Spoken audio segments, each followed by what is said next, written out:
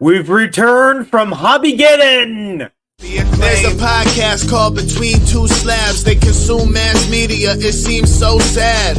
It's the great curator and Merlin. They can't grow pubes, so they gotta wear a merkin. They got no money, so I guess they gotta share. Just two nerds wishing they could grow body hair. Comics, cards, and toys, nothing that would interest you. It's the podcast that nobody listens to. All right, rise and shine. It's Merlin Collects time and Dan, the great curator. And we definitely look more refreshed than when I saw you on the train, Dan. Yes, so fully rested. What a voyage you took me on, dude, this past week. I thought this was crazy. I felt like that episode, that scene in with Chevy Chase in the Vacation, was about to jump in the pool with Christy Brinkley. Like, this is crazy. Why am I doing this? I think even I got cold feet at one point. I didn't want to do half of it because you almost bitched out.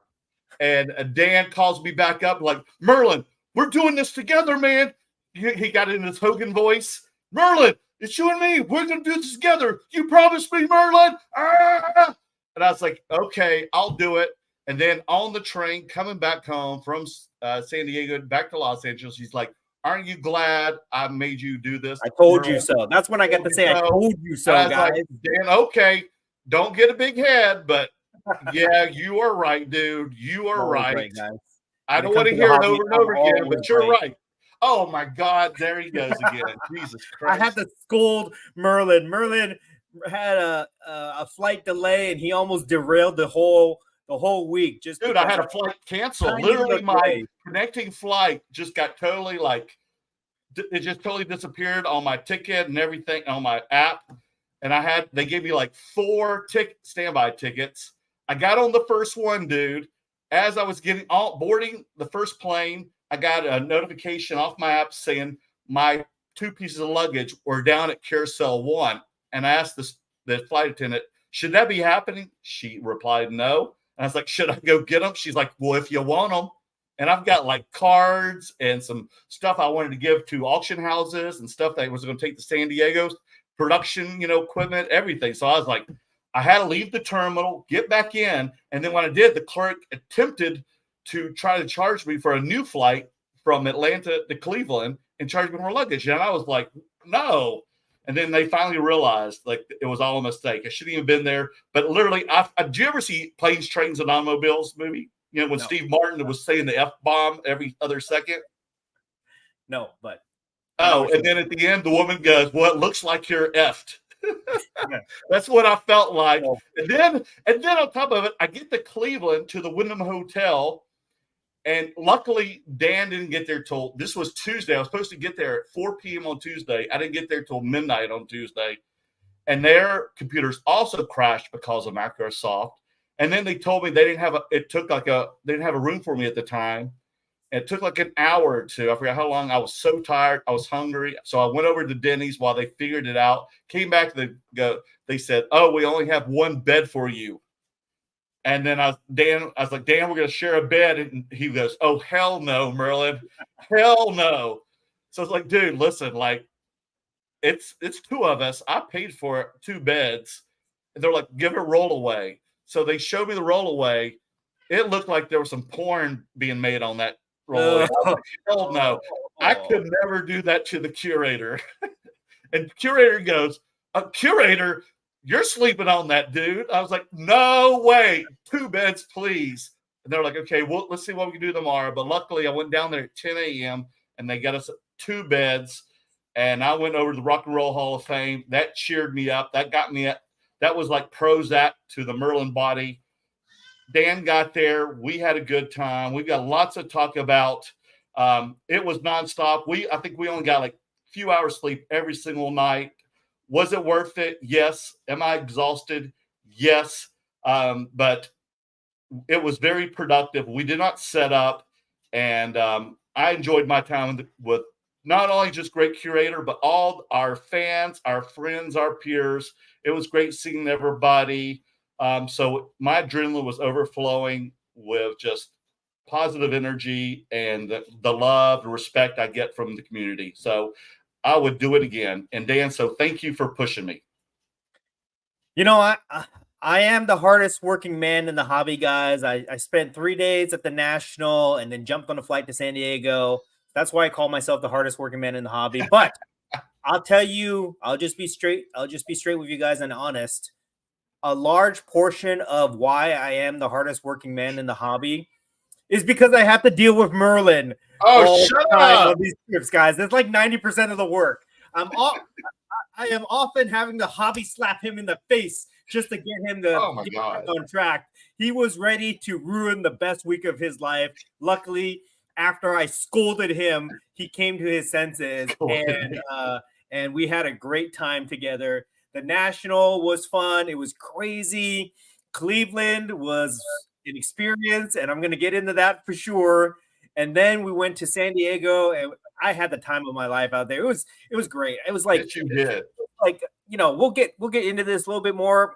I want to talk about some other stuff, but I just got to say, like, sometimes I think to myself, how did I get to this point that I'm getting to do all these fun things? You know what I mean? Like, it doesn't seem real to me compared to the reality of like having a day job and having a routine and all the other stuff that like most people experience, right? We are privileged enough to be able to do these really fun things and you know, and make money doing it and experience it and all these other things. So we're going to definitely get into that. But I had the best week. I had the absolute best week. It was tiring. It was exhausting, but it was so worth it for me for sure. So tonight we're going to do a recap of the National. We're going to do a recap of San Diego Comic-Con. We're going to show you guys all the cool pickups that we got there. We're going to talk about the big deals that were done at the National. I want to talk a little bit about hobby news. I want to talk about this X-ray scandal that I've been hearing about, which is crazy to me. And then we'll get the comments at the end. But first, I want to talk about Saturday morning cards. I heard they came out. One of them came out today. Yes. Yesterday. The Rocketeer. Oh gosh, it's Tuesday. See, the Rocketeer officially debuted yesterday. If you guys are a fan of Between Two Slabs, you'll know that I often talk about the Rocketeer, and I often tell Merlin it's one of the greatest movies of the 90s. He doesn't believe me, okay? But this is one of my favorite movies as a kid. I don't know. I just thought it was cool. I love every aspect of the Rocketeer. I love the Art Deco design of the uniform. I love the flies. I love the music and the movie and everything about it. So this was a huge passion project for me to bring this to life. This is really the reason I started a whole damn card company. Okay, it was to make a card of the Rocketeer because he has not gotten any love since 1991, since Topps made those photo cards of him. Nobody ever really thought about of this character, but it's such a great comic book character created in 1982 by the legendary artist Dave Stevens, who since passed away, and his family estate is taking care of his legacy here. And I was just so happy to be able to like make a card of this, bring it to life, and then put it out there. And I was honestly like, I was a little bit worried because I know that I am a huge fan of Rocketeer, but I understand that it's not like mainstream pop culture, right? Right. It's still so were you kind of worried at first, like wary of maybe like this might be the first one where I lose out on? Yes. Yes. Honestly, I was a little bit worried because Steamboat Willie sold out. Right. Winnie the Pooh. Oh my God, Winnie the Pooh just is blowing up right now. Sold out, and then sold out in 2 days. And then the secondary prices on Winnie the Pooh are nuts. Like we have no control. I have no control over what these people are doing on Whatnot and eBay, but they are going for 3, 4, 5x. People were flipping them, the ones that they opened at trade night at the National, and they were flipping those and the sketch cards live at the National. You sold out of all your boxes at the National within an hour, less than an hour. Yeah, it was crazy. It was crazy. How much people love the Winnie the Pooh. But I know the Rocketeer is not as popular as those characters, right? Even though it's under that Disney umbrella from that movie, but it's a separate entity itself as the comic book IP. So I was a little bit worried about it. But I'm happy to report just after 2 days, again, the online inventory has sold out just over not even 2 days, like 1 day, like within 24 hours, the online inventory has sold out. We do have a few that we have reserved that we will take to the Burbank Card Show with us. So if you missed out and you're going to go to the card show, you'll be able to pick up a couple of the boxes there. But as far as online, it's done, guys. It's done. You had your chance. You should have got it. You should have got it yesterday because it did sell out today. So I'm very, very happy and excited about this. And the response that we're getting on these is really awesome. Yesterday was the first time I actually showed off the card itself. Yeah, let's see it finally. Right there.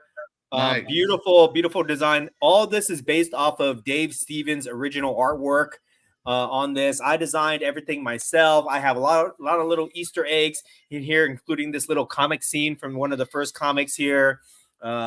Everything about this, I just love this so much. And with the success of this launch, I feel confident enough to produce multiple Rocketeer cards in the future. Maybe we'll see. But very, very happy to report that this has been sold out. We will start, if you order one of these, we will start shipping this next week. Some people might get it a little bit earlier, depending on how far you live from me or whatever. But these things will be starting to ship no later than Monday of next week, if not sooner. So thank you for everybody that supported us. If you didn't support us, that's okay, no problem. You can there'll be other cards that you can buy. You don't have to buy everything that we do, but I'm sure that with the planned future releases, there will be at least one card that you really love, because nobody else is making the cards that we're doing, guys. Like I'm going deep into the nerd vault to pull out these dormant IPs for you guys to make cards of, and I'm really excited about our next couple releases. After we take care of the Rocketeer, we are going to go straight into the Burbank exclusives, which I have been talking about. I haven't even shown those off yet because I want the Rocketeer to have its moment. But after we start shipping them out and people start opening the boxes, I will debut the Burbank exclusives. But I'm going to give you guys a rare sneak preview. It's going to be really quick, okay? Because I'm not even supposed to show this. I haven't even shown this to the Burbank Card Show promoters yet, but I'm just going to give you guys. Yes, oh, wow. This is a sneak peek world premiere. You want to take a screenshot of this because you're not going to see it again for a couple weeks until I debut it, okay? You ready? Okay, check this out. That's it. That's all I'm showing you. Whoa. That's all I'm showing you. Do that again. What that is. I'm not explaining what that is. It's either you saw it or you didn't. Okay, but that's the sneak preview of the exclusives, which will debut in a couple weeks. But let's focus on the Rocketeer for now. I can't wait for people to start opening this, because one of the aspects that I put in there that people have been going crazy for are the sketch cards. The sketch cards are a huge hit, and the Rocketeer, the artists that I recruited to do the Rocketeer sketch cards, are some of the top sketch card artists in the hobby. So I cannot wait for people to start pulling those sketch cards and seeing their reactions. It's going to be incredible, guys, for sure. So we shipped out, we will ship out cases. So if you guys missed out, you can always jump in a break, and maybe you get lucky and you pull like the big case hit of the break one, which is either a sketch card or a gold or something like that. But very exciting. It's going to be very exciting for Saturday morning cards for the next for the entire month of August, to be honest, guys, because we have the Burbank, we have Rocketeer for the first couple weeks, then we have the Burbank exclusives, and then we're going to do our next release. We're trying to scale up to do a release every month, guys. So it's going to be very exciting for us going forward. Nice. Oh, let me calm down. I was too excited for a second. Are you getting all hyper?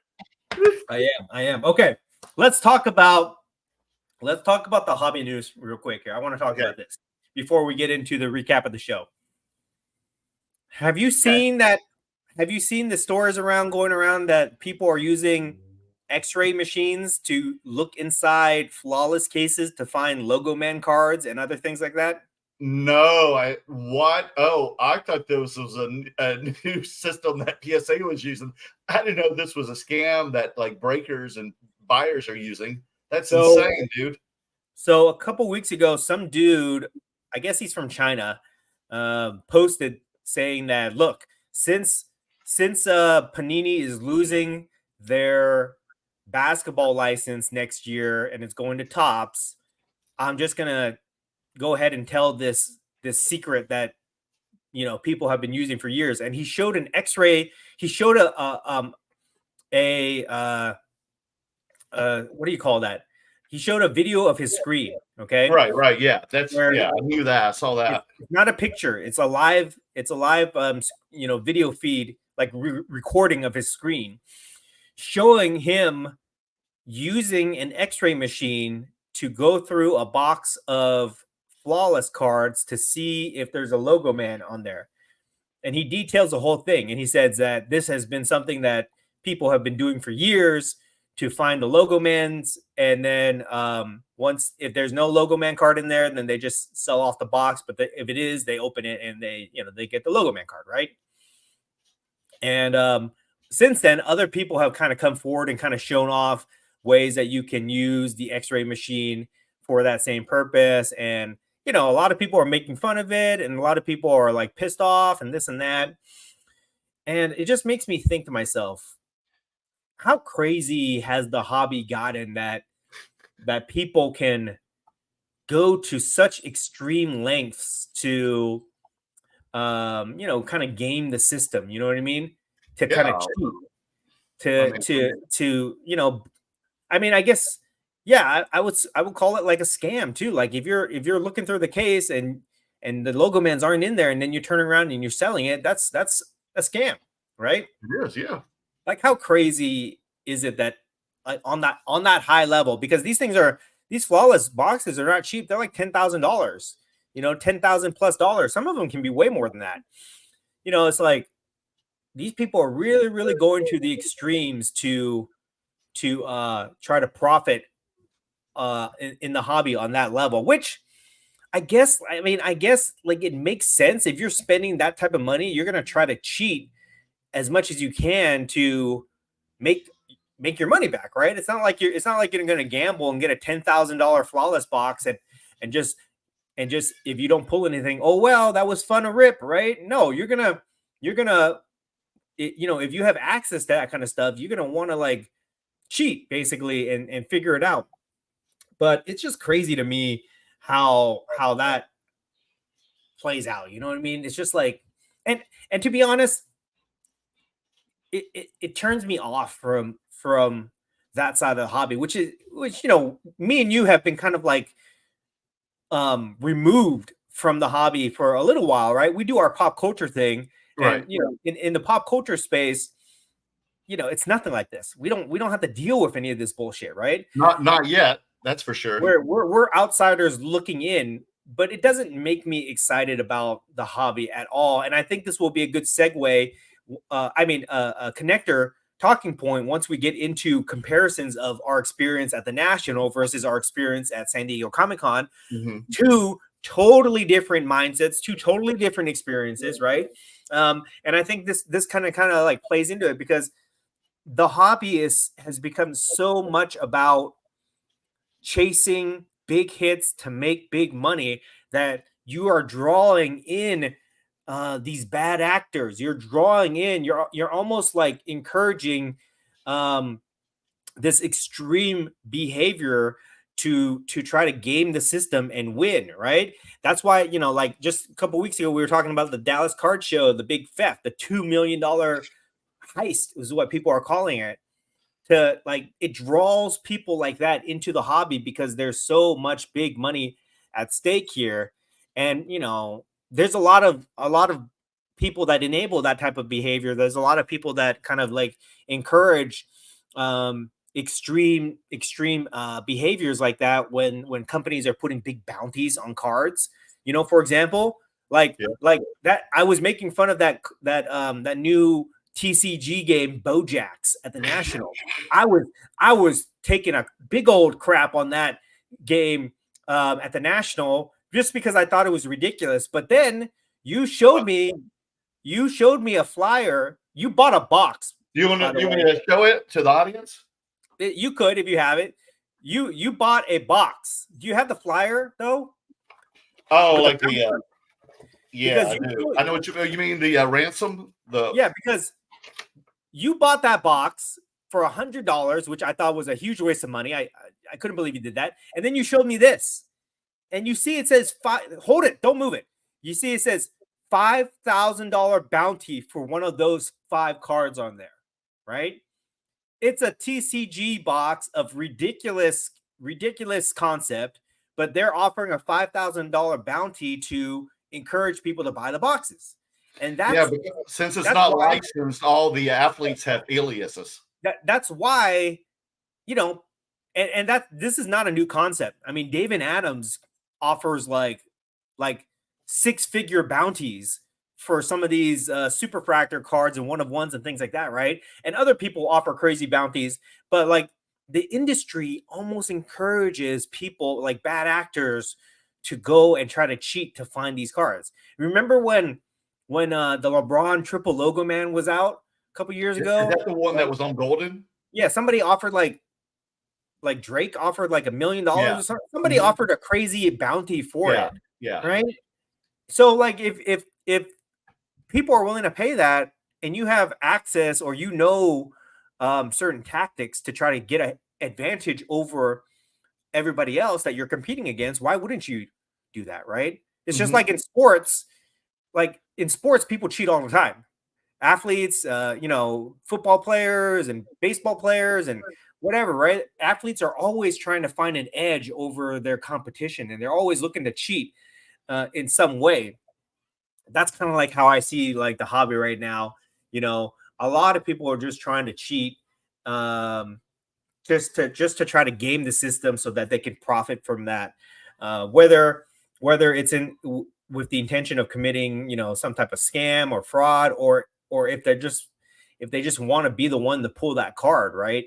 Of whatever they're chasing. I think a lot of that has to do with like where the industry mindset is right now. What are your thoughts? I mean, definitely. I mean, anytime when there's lots of money involved, someone's going to ruin it for everybody. Someone's going to get over greedy and try to find a way to scam or rip everybody off. Or because if you're spending, like you said, $10,000 for a box or a case or whatever it is of the stuff, someone is going to think of ways to cheat to get what they want. And that kind of sucks because that kind of ruins it for everyone, Yeah.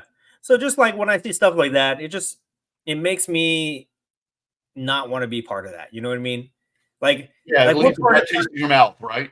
Yeah, we're part of the community. We go to the national. People know us. We buy, sell, and trade cards, so we're part of the community. But I'm just like not excited to be part of that side where you're chasing like these modern cards, and bounties are being issued for them and this and that. I just don't care about any of that stuff, to be honest.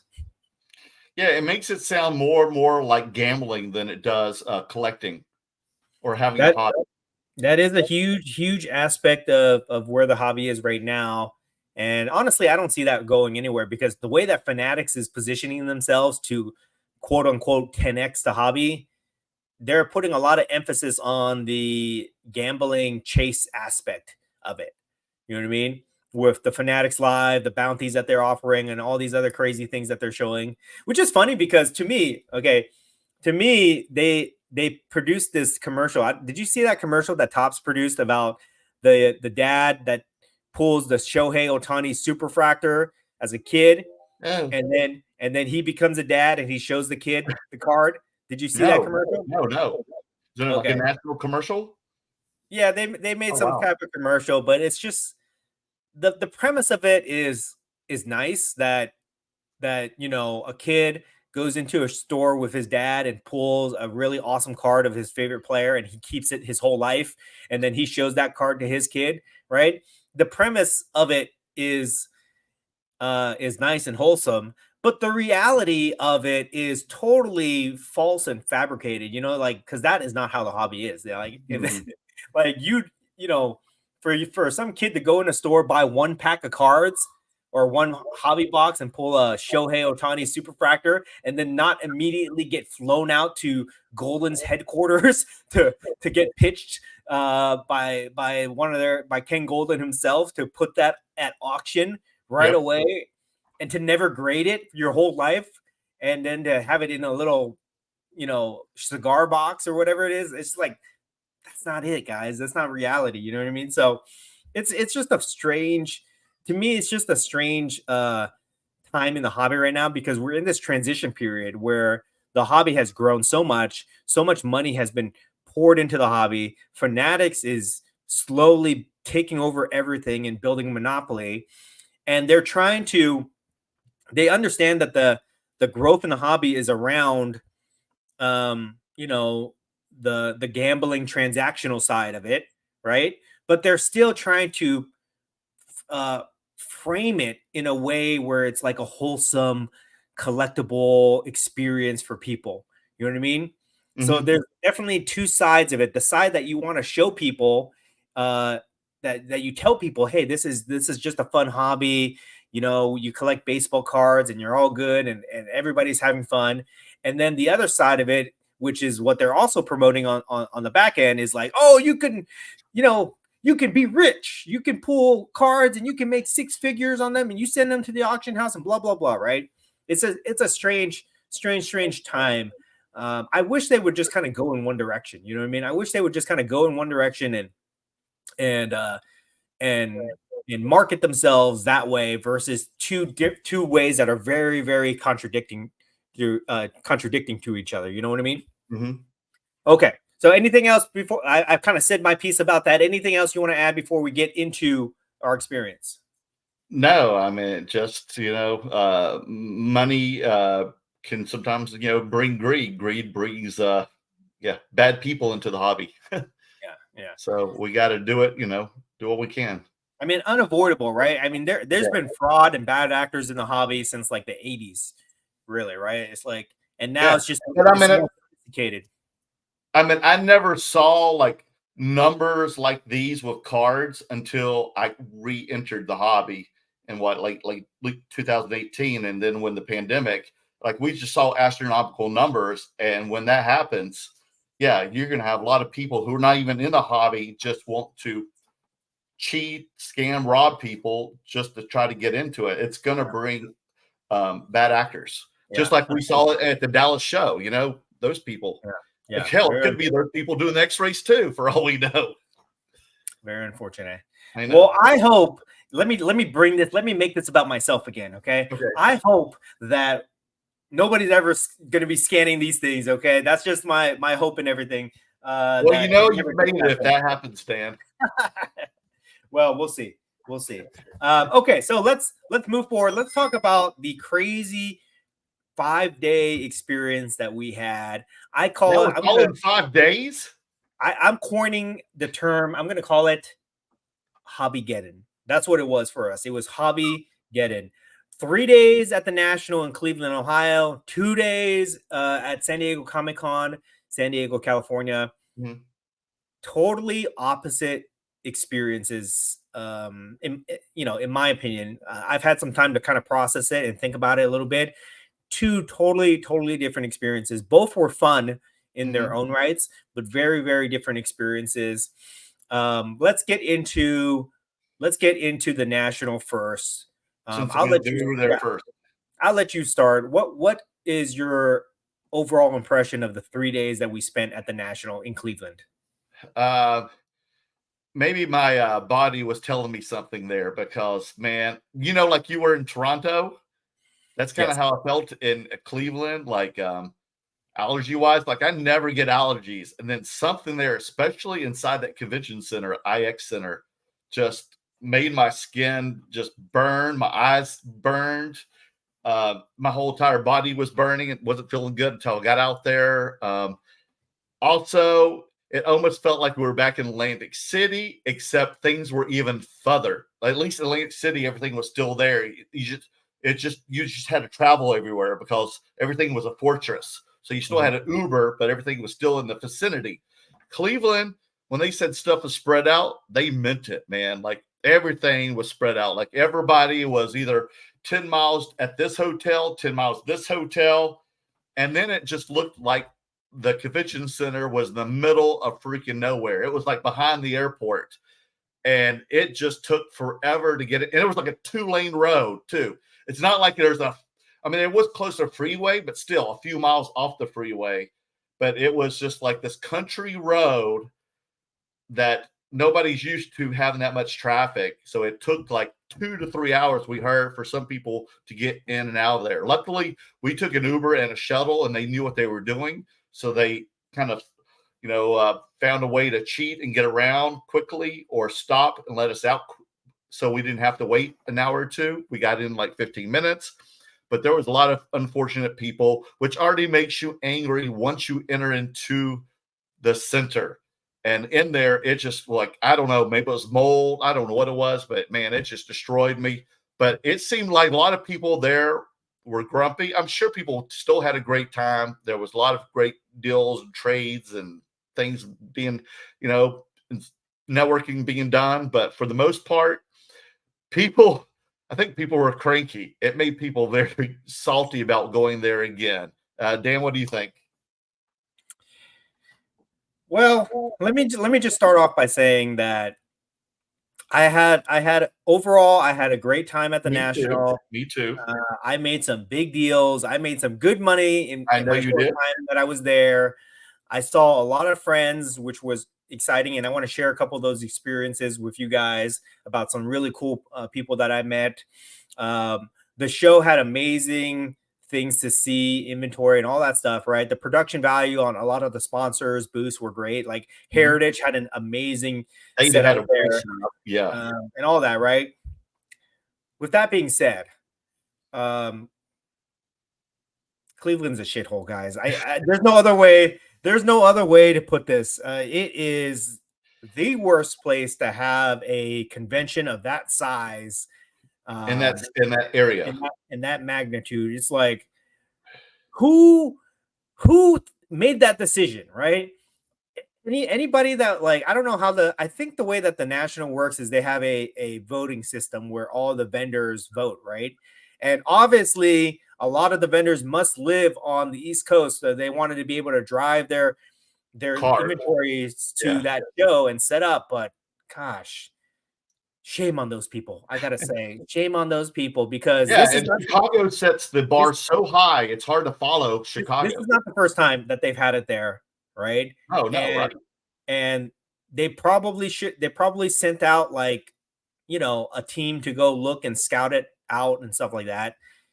How can they be okay having it in that old ass convention center? Like, everything about it was dated. Everything like about Cleveland, let me just say this. I'm sure downtown Cleveland is really nice. When we drove around downtown Cleveland, beautiful downtown city, people are lovely and all that stuff. But the convention center on the outside of the city by the airport, my God, it was terrible. I was like, I couldn't believe it. The minute I got there, I was like, something's wrong. This feels like it's going to be stressful for the next 3 days. Like you mentioned, the traffic jam, the way that the convention center is set up, where there's only like a 2-lane highway that leads off into the center, it got backed up for hours. Like I talked to several people that got stuck in there for 2-3 hours. We got lucky because essentially our drivers were driving in like basically the lane, like the pullover lane, and they just let us out because they didn't care. So we got lucky where it wasn't that long for us. But I know guys like Mojo was stuck in traffic for like 3 hours. Mojo was? Yeah, everybody. And then when we go there every day, we'd see people walking like a mile with their Zion cases and their backpacks. Yeah, and just in the hot sun and everything. It looked miserable, And here's the thing about that is, like, that's how it's set up, right? So this is not like the traffic jam was not due to construction or anything like that. They have to know that is how it is if there's a lot of people coming in, right? So when you're planning the National and you're talking to the convention center people, you need to say, okay, we're going to have 100,000 people go through this. We're going to have like 50,000 cars coming down this highway every day and stuff like that. Can this facility handle that type of traffic? And nobody thought to think to themselves, maybe this is not a great idea to have it at this space, right? It can't. It can't be the first time that that's ever happened. If there's ever been any type of convention, large convention, they've probably experienced that kind of traffic jam before, right? But they basically just decided, forget it. Let's just let the people suffer. Basically, that was one big problem. So, just to get out of there, I had to wait an hour for an Uber just to make it, 3 miles to get to me. It was that crazy. But then that's when you get there. And then when you get actually close to the convention center, we had to walk every day. They had like porta potties outside, which was like nasty. I saw like people lining up for I heard you. Yeah, you made a comment. My God, porta potties. They didn't have enough restrooms in the convention center for people. There were huge lines every time you try to go to the restroom. For the general mission people, there were, yes. Yeah. That, and then the food inside the convention center was like you paid for like 2 sandwiches and a drink. You paid like $60. I know, me and Grant. Crappy little sandwiches, like they were gouging people with the food prices and everything just about it just sucked. The one thing that I will give them big credit for compared to Chicago is that the AC worked at least. Yeah. So that was a plus. It wasn't like crazy hot in there or anything like that, but my God, I will never go to Cleveland again. I swore off at Atlantic City. I don't care if the National goes back there. I don't care if they're going to give me an award or something or if I have like a $50,000 deal that has to take place at the National. If it's at Atlantic City or Cleveland, I will never go back there again. It's just not the right facility for that. Another complaint that I have about the National is, like you were saying, the proximity between the hotels, the restaurants, and all that stuff. The best part of the National is that you get hundreds of thousands of people in one place that love the hobby. Yes. And when we're there for 5 days straight, all we do is the hobby all day, the hobby all night, right? We go to the show all day. We go to trade nights all night because the hotels are close together and we just hang out there, right? I didn't get that feeling this time. Like in Chicago, I'd be at the trade nights till 2, 3 a.m. in the morning, right? And then I just walk back to my room. It was convenient. All the hotels were next to each other. And you still saw like everybody. You'd see people we know on the street. We'd see people in other hotels that we knew. Yeah. Here, if you didn't see them at the convention, you probably wouldn't see them at all. I didn't get that feeling at Cleveland because the hotels were so spread apart. Like we went back to our hotel. Just a few, there's a handful of people there, but there's no trade night, right? People are just sitting there drinking, chatting it up. There's no trade night activity. That's a huge, huge part of the National is having that energy after the show, and they totally missed out. They had good sponsored trade nights at the convention center, which was cool, but it only lasted till 11. It's like that's too soon. Like you're supposed to go till like 12, 1 o'clock in the morning at least, right? And I understand why you can't keep the convention center open like that, but that's why we need to have hotels in close proximity to each other. We need to be around each other. You know what I mean? We had the PSA dinner that we attended. That was downtown, where many of our friends were actually staying downtown, and that was still a 30 to 40-minute ride. My God, taking a lot of people going from downtown to the convention center 40 minutes. That fucking. I should watch my language. I'm sorry. Like that's where a lot of people stayed. I recently learned that there are children that watch this podcast, right?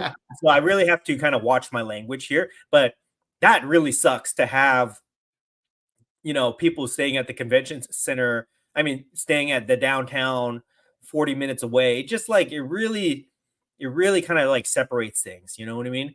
Yeah, I'm glad we actually found a hotel nearby the convention center. We got pretty fortunate. I'd rather have a place close by than in downtown there. The only thing that I'll give the credit for is that the convention center is close to the airport, so that's a plus. Very close. That's like the only good thing about it. Everything else sucks.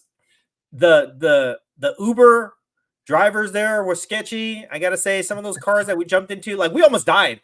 Let's not discount the fact that we almost died because.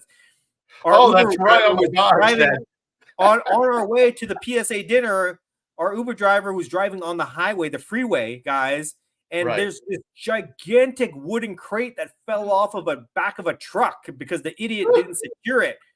And it fell off, and he just let it sit there. I don't know what he could have done, but like the guy was parked in the middle of the road, and he stopped the truck.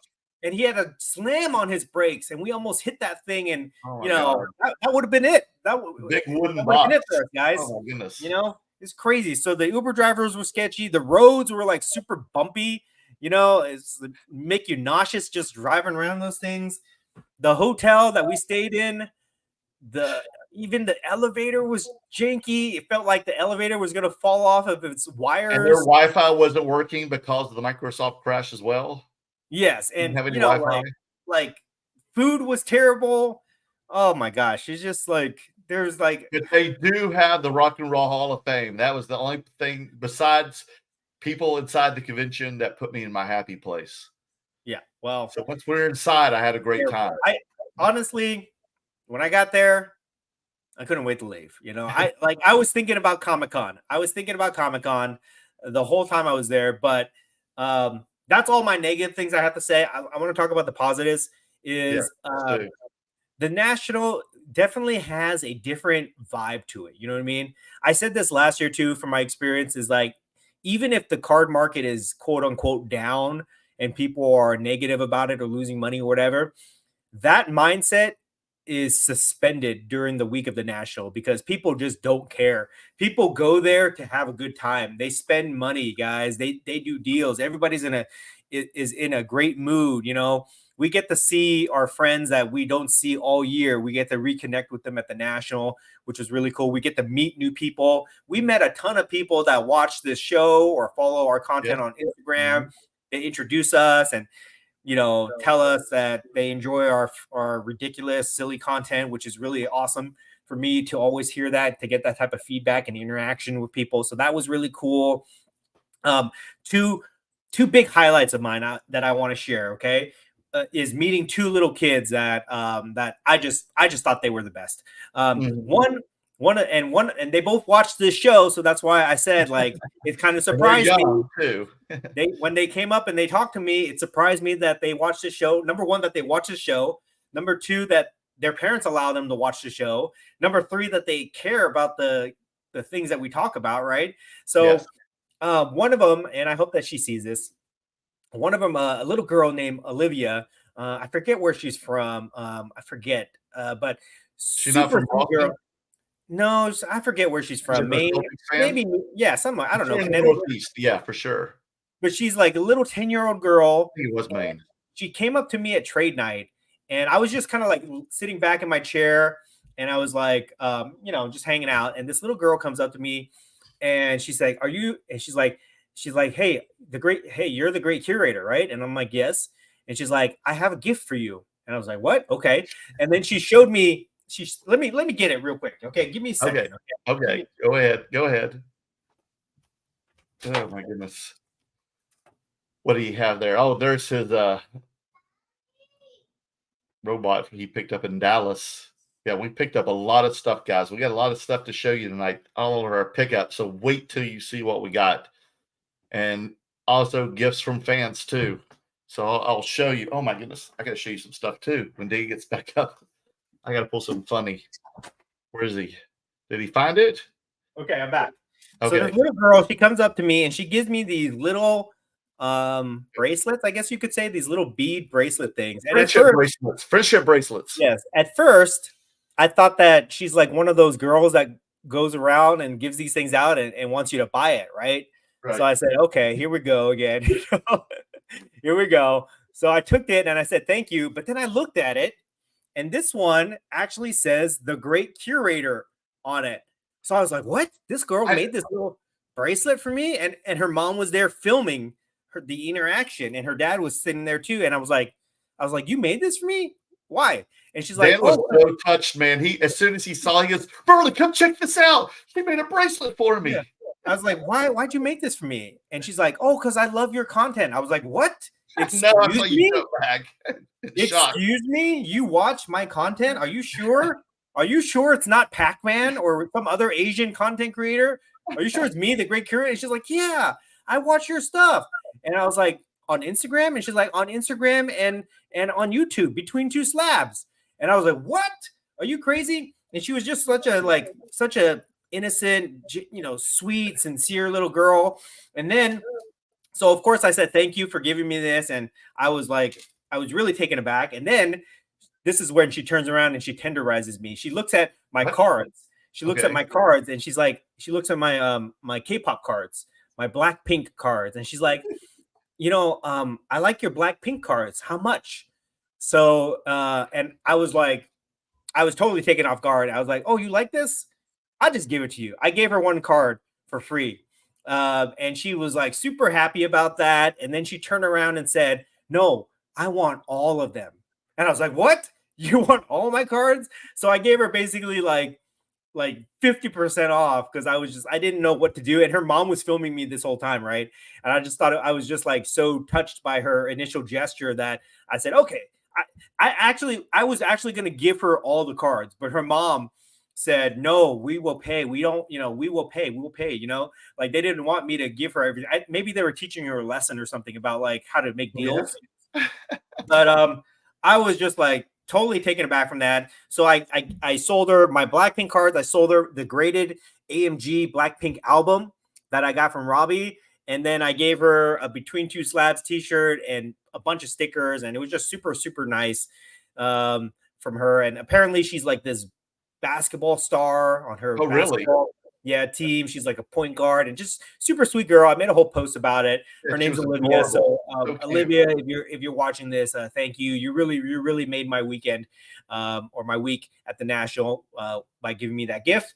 And then the other experience I had was with another kid. His name is Mason from near Toronto, Canada, Milton, Canada. I actually met him at the Toronto Expo. Oh, you did? Yeah, 3 years ago, I think 2 or 3 years ago. I met him there, and same experience. He came up to me. He said, "Hey, he was just a little tiny kid back then. Hey, I watch your content. I'm a big fan, and I want to collect Star Wars." And I gave him a bunch of Star Wars cards, and we've kind of like loosely kept in touch. I follow him on Instagram, and I'll message him every once in a while just to check up on him. But he actually made it out to the National for the first time, and I got to see him again. Now he's a 15-year-old kid, and he's almost as tall as me, which was crazy to see. Oh, that's why. And then this is what really touched me with my interaction with him. He said, "Hey, I want to get a Winnie the Pooh card from you of Saturday Morning Cards."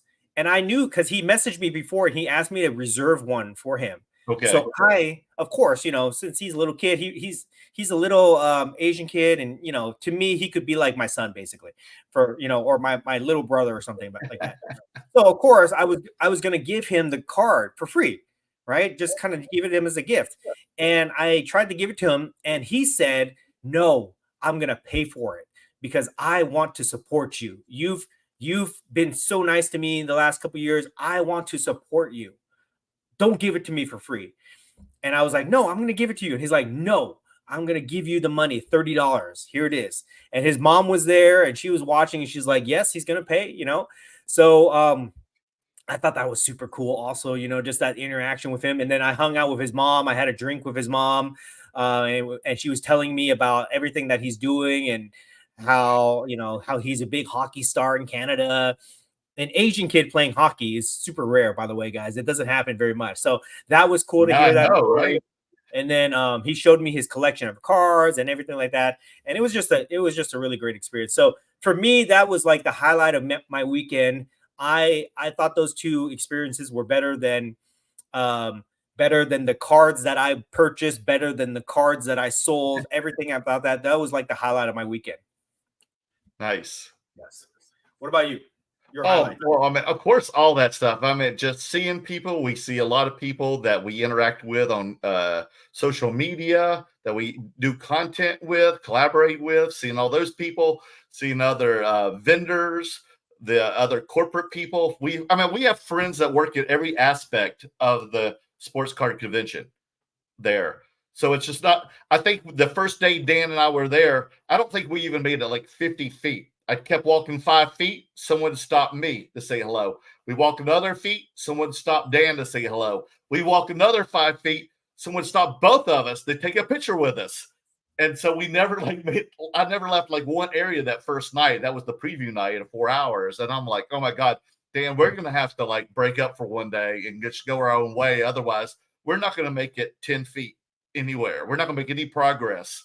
But that's great that we get that much attention and people want to hang out with us, share with us, give us stuff. I mean, I got some cool, funny items from fans that watch our show, and so it just makes you all warm and fuzzy. It makes you feel great about yourself. It does motivate you.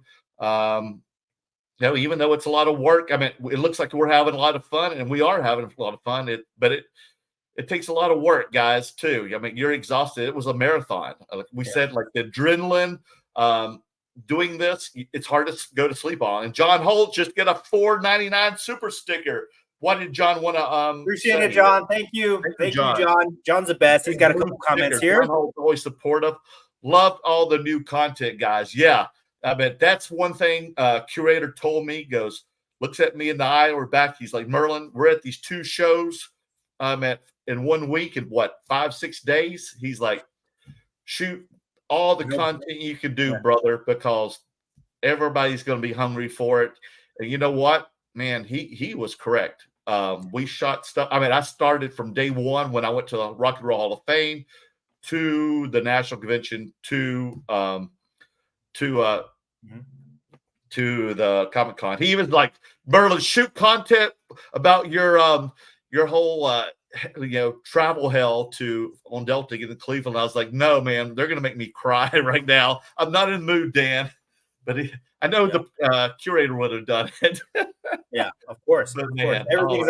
Everything's an opportunity for content. He also apparently wants to be my son. I think you're older than me, John. I'm pretty sure you're older than me, dude.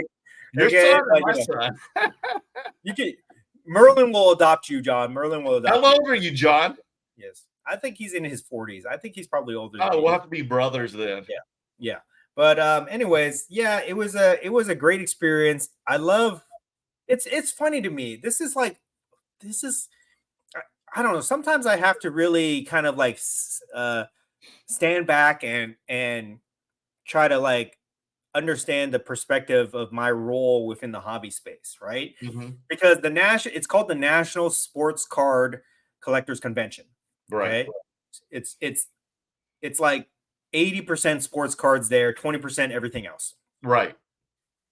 All the content creators in the card hobby space are almost all exclusively all like sports card content creators or TCG creators. And then there's us, right? Mm-hmm. And we operate on the fringes of the hobby where we'll collect Star Wars cards, wrestling cards, Marvel cards, music cards, Disney cards. We show off toys, comics, all sorts of stuff, right? But we're operating on the fringes. Yet it seems like so many people really enjoy the content that we put out there that are primarily sports card collectors. They're in the sports card space, but they enjoy our hobby because they enjoy our content because we show different things, right? If you go to like the Marvel card space or comic collectors or toy collectors, they don't really care about as much, right? Even though we talk about that stuff, right. We don't have a strong presence in those communities as we do in the sports card hobby, which is it just kind of boggles my mind sometimes that people will appreciate seeing the different things that we put out there, even though it's not the primary thing that they collect. You know what I mean? So, right. Well, maybe it's because we started off in that world and we're always in that world going to all these sports card shows, but still selling primarily non-sports cards or pop culture cards.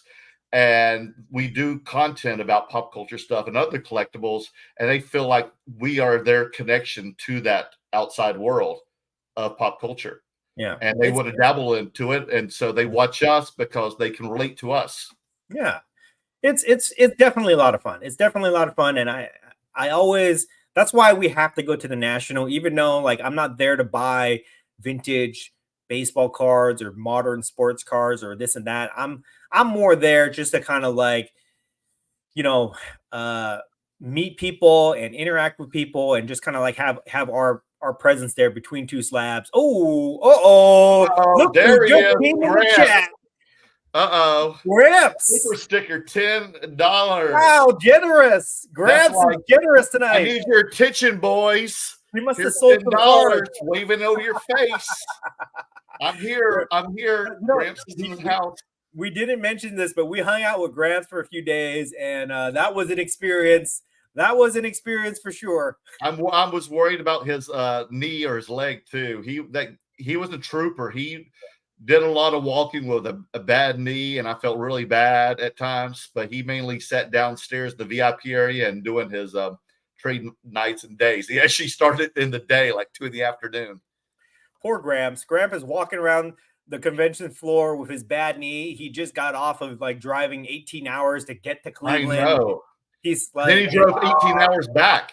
I'm not cut out for this. I'm done. There's too many sports cars here. There's not enough Star Wars.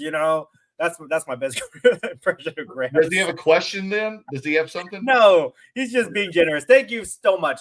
Thank you so much, Gramps. We appreciate it. And I hope I hope the National was not it for you, because we need your presence. We need your presence at Burbank and all future big card shows that we go to. Okay, here's an important question, okay? And I haven't even asked you yet. Even when in the train, I didn't even ask you that. I think it's a good time to ask. It's been 3 years since we've been on the other side of the table. How did you feel about that? Not setting up. I had a little bit of FOMO, to be honest. I mean, I wanted to do deals. I wanted to make money just like everybody else, and everybody seemed like it was crazy packed and everything like that. So, to be honest, I did have FOMO of not being a vendor at the show. However, I felt like no pressure to wake up early, to get there, to set up, to try to do deals. I enjoyed walking around, and if we didn't walk around, I don't know if we have all those positive interactions that we do. You know what I mean? Right. So I thought, it's a trade-off. I got lucky because I don't know if he wants to mention his name or not, but I got lucky that our friend allowed us a little bit of space in their case where we could put out some cards, and I was able to sell some really big cards. Let me just talk about this real quick, guys. I was fully prepared to go to the National and not do any deals, like not make any money, just go there for the experience of it.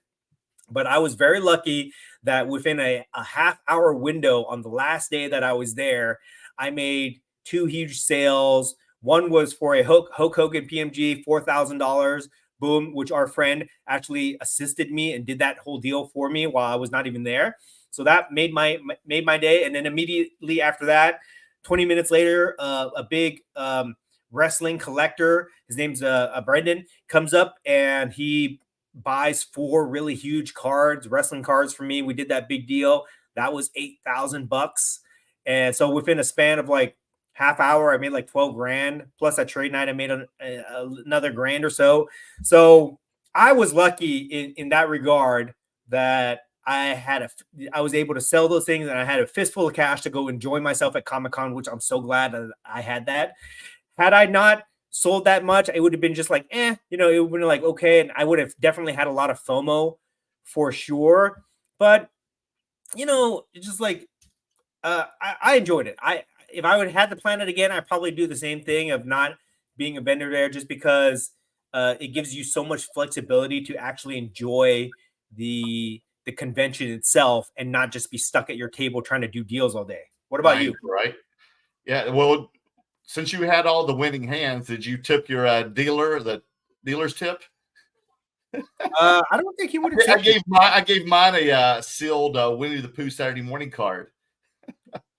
I didn't have a winning hand as big as yours, but yeah, that's a great tip. That's a great tip. But no, I think he just enjoys being helpful. That's his big tip. I know this person was really happy when they told me. They were very proud that they had done that for you. Actually, yeah. So if you're watching, on their face. If you're watching, you definitely helped out us a lot. I know. Things didn't work out the way we had planned it for this year, but definitely you saved the day by helping us out the way that you did. So we definitely appreciate that. So, but you know, I was able to make some big deals, and then I was able to pick up, I think, like a few really good cards that I'm going to be able to make some pretty good money on in the future when I actually move them. Let me just show them off right now. Okay, go for you guys here. So this was a big deal that I did. I bought this 1-of-1 Stone Cold Steve Austin Immaculate, where he's on the beer truck right here. I actually bought this. Did you have a card similar to that you showed on the show previously? No, never had this. So I actually got this in British pounds because I had all this. Oh my God! Oh, I didn't know you had done that. Yes, I had like 1,700 pounds that I had left over from London, and I didn't want to exchange it and lose out on a fee. So I was hoping that somebody from the UK would come and, you know, have a card that I wanted. And it just so happened that this dude, he goes by Mania Sports Cards, had this card, and he came up to me and he's like, "Hey, I heard that you want to do a deal in British pounds, and I've got this card." And we were able to make a deal for this card. This is not what I paid, guys. Okay. I tenderized him for sure, but I was able to get just get rid of all the pounds. So that was a big plus for me. That's crazy. Well, congratulations on that. Weight off my shoulders. And then I've got this cool, like 1-of-1 Steve Austin card now. And eventually, I'll sell this, but until then I'll enjoy it. Of course. And then I picked up 2 rare piggy banks cards, which I'll turn around and sell at some point. This Grand Theft Galaxy card. Which I posted this, and so many people want this from me already. I'm probably going to sell this by the end of the week. This is going to be gone. For sure. Did you already post that on IG? Yes, and people are messaging me, hitting me up for that. I just got to find a way to price it. But this is a big card that I got right here. This is the Martin Luther King Black Panther Superfractor. Okay, he actually wrote Superfractor on the back. This is a piggy banks card, guys. If you don't know, go do your research. Piggy banks is one of the hottest card artists in the market right now. But here's the story about this. So this pattern, which is a Superfractor pattern, he doesn't write Superfractor anymore because Superfractor is owned by Topps. It's a copyright. Yeah, trademark or whatever. Yeah, trademark. Yeah. So he actually puts Alpha instead. But this one, he puts Superfractor, gold label, and this is just a super awesome card. I love it. I'll probably hold on to this for a while unless somebody gives me a stupid amount of money for it.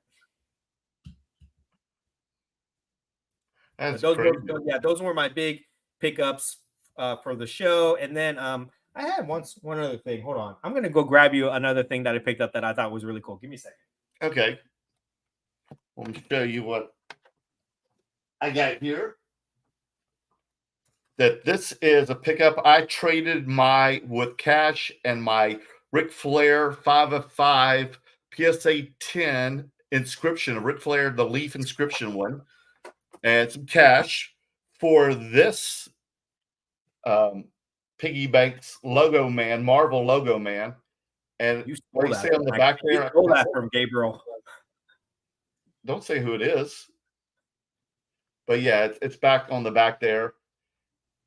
And that's pretty cool. But yeah, I already contacted Piggy Banks. He's going to send me another one of these, actually. Oh, that's nice. That's nice. Yeah. Here's the other cool pickup that I got here. Oh, my God. That's right. How did you pack that, dude? Please tell me. Not easy. It was not easy. But one thing about me, guys, is I love collecting like vintage trophies, sports trophies, wherever I can go find a really unique one. And I've never seen anything like this, a soccer player on a big soccer ball like this. This is more like a basketball, I think, but I don't know. They just made it the way. It's so from 1938. So it says Douglas Athletic Club Cal Soccer Champions 1938. H. Grom, who won this. So pretty cool. Something that just kind of add to my bookshelf, a cool little display. So I was pretty psyched to get this, but it was not easy to get this home for sure.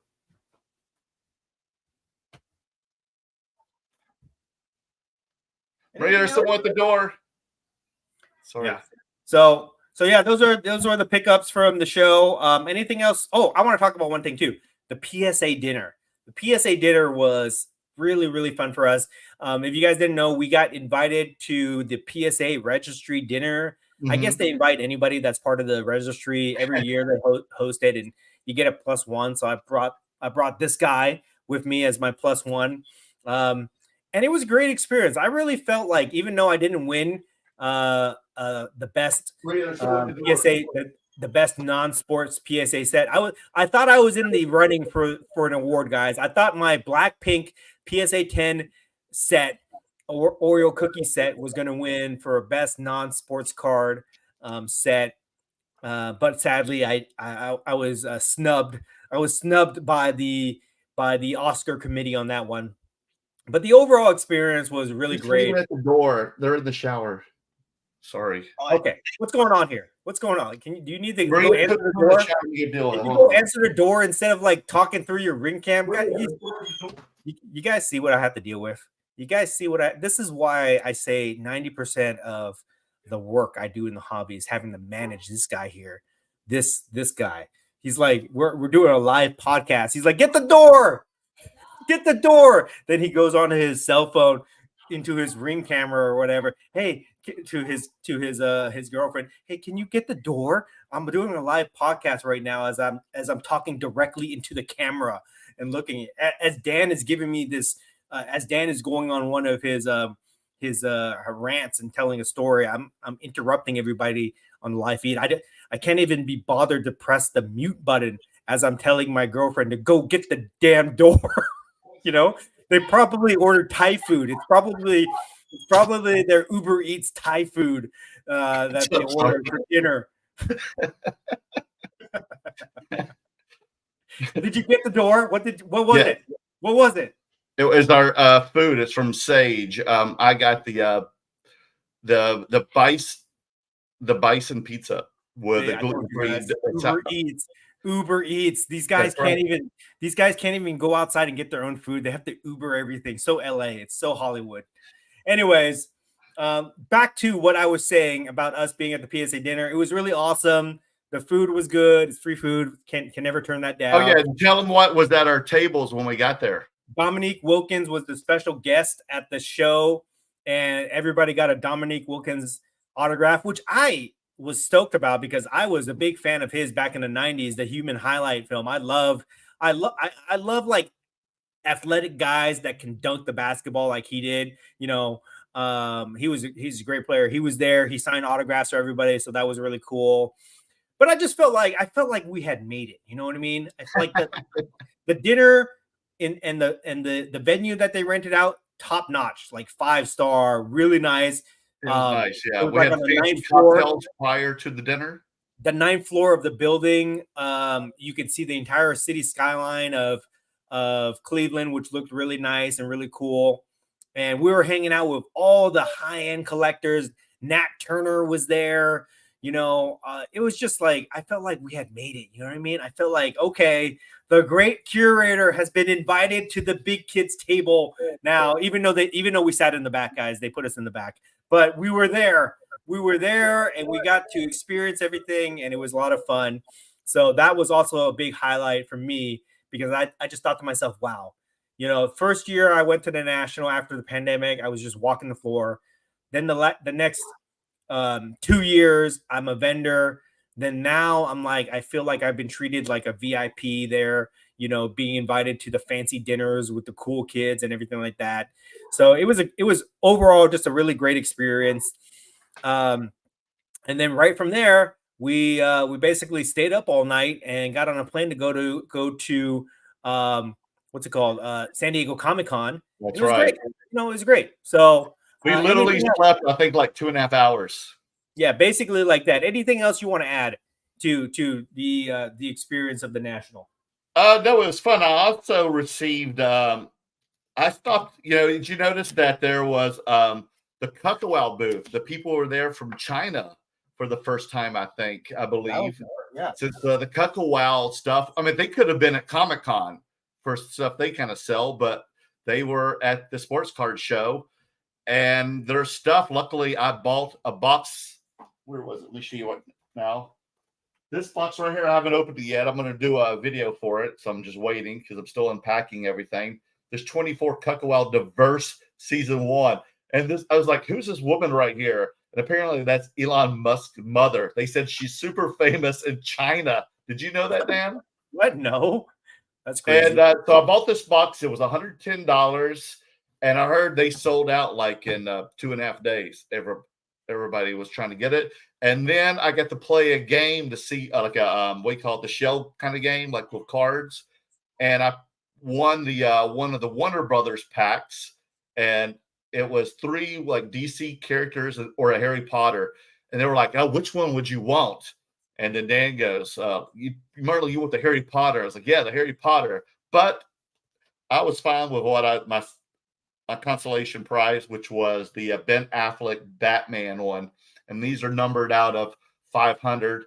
And it's a promo card that was just exclusive at the national convention. So I was pretty happy with it. And then, like you said, I got my Bojack's cards.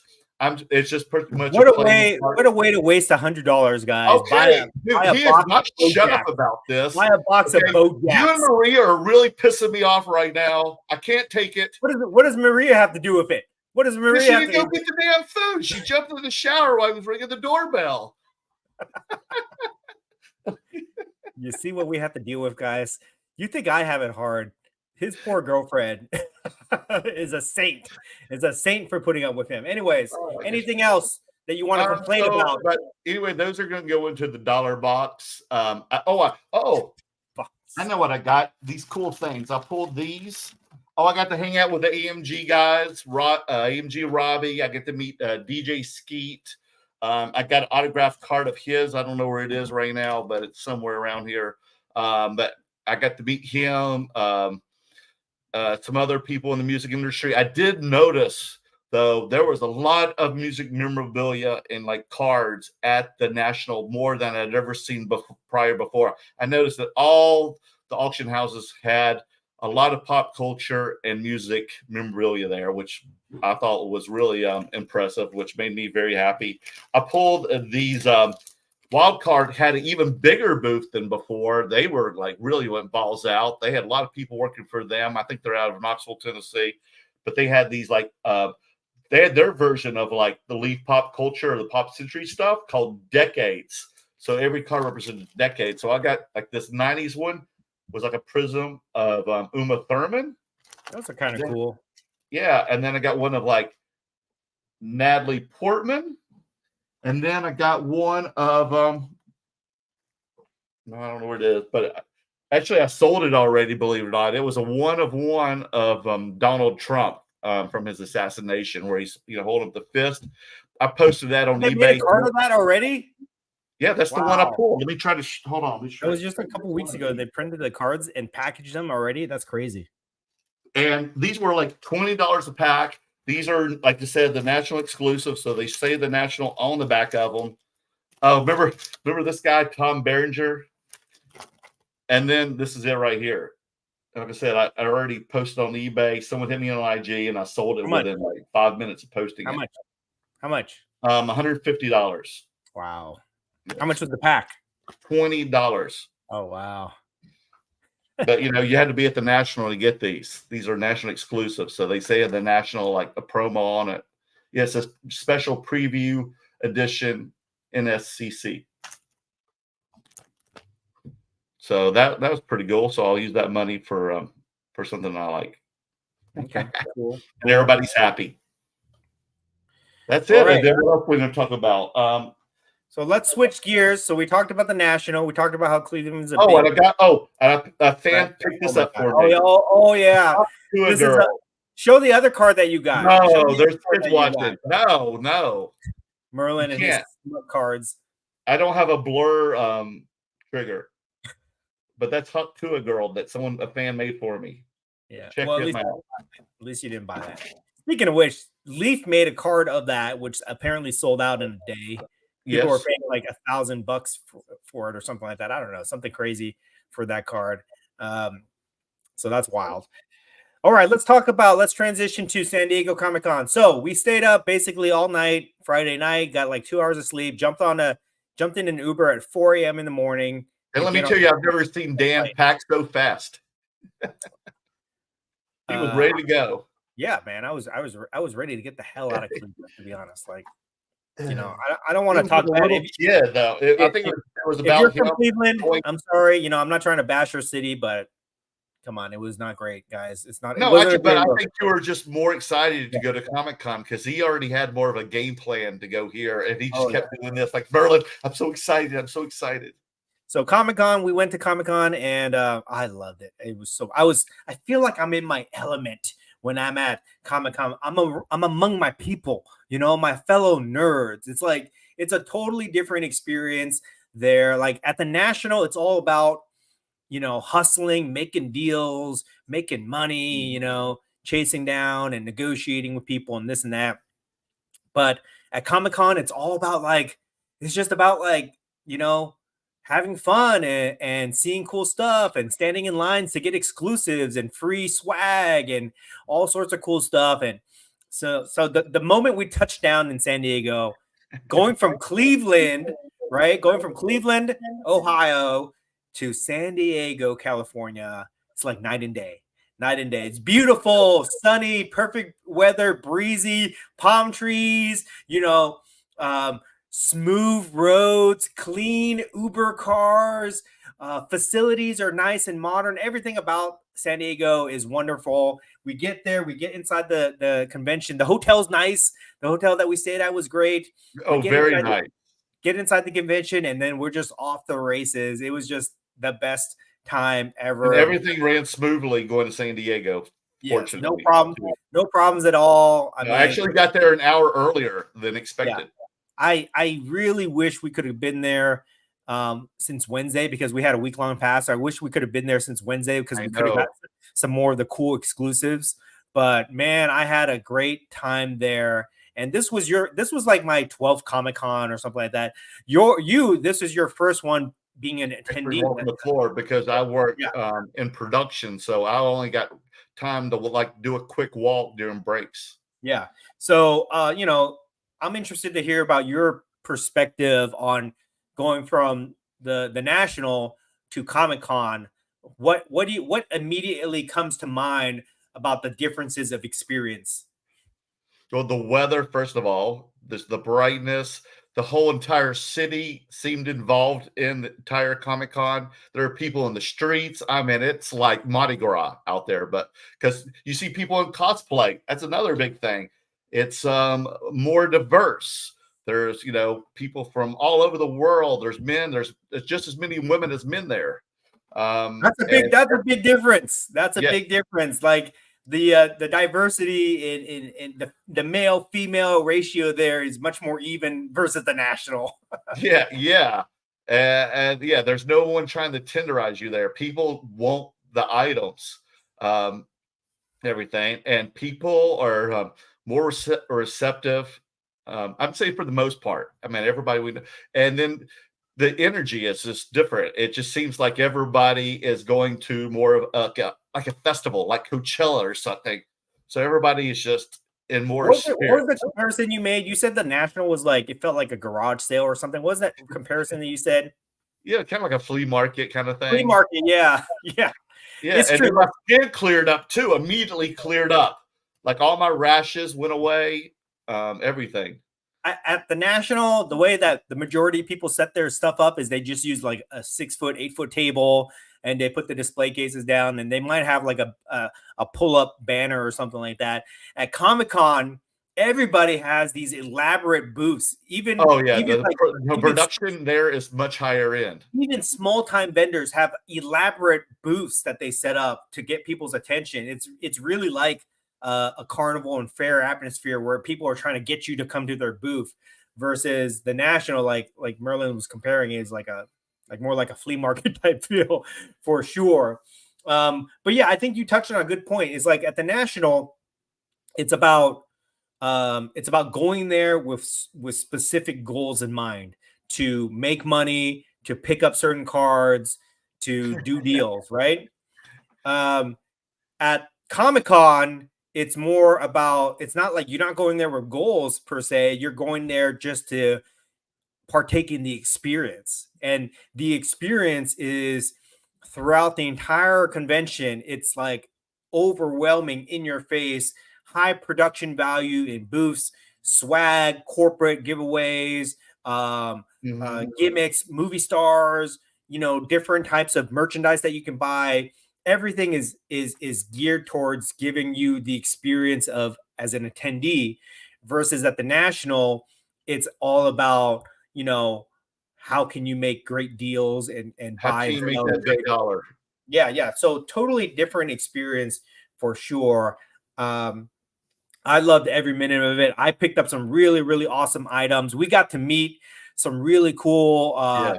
people there, artists. We got to network with some really amazing, talented artists. We got to go have fun in some of the corporate booths, like the Mattel booth and the Lego booth, and all the We had other. to build Legos in order to like redeem a collectible there.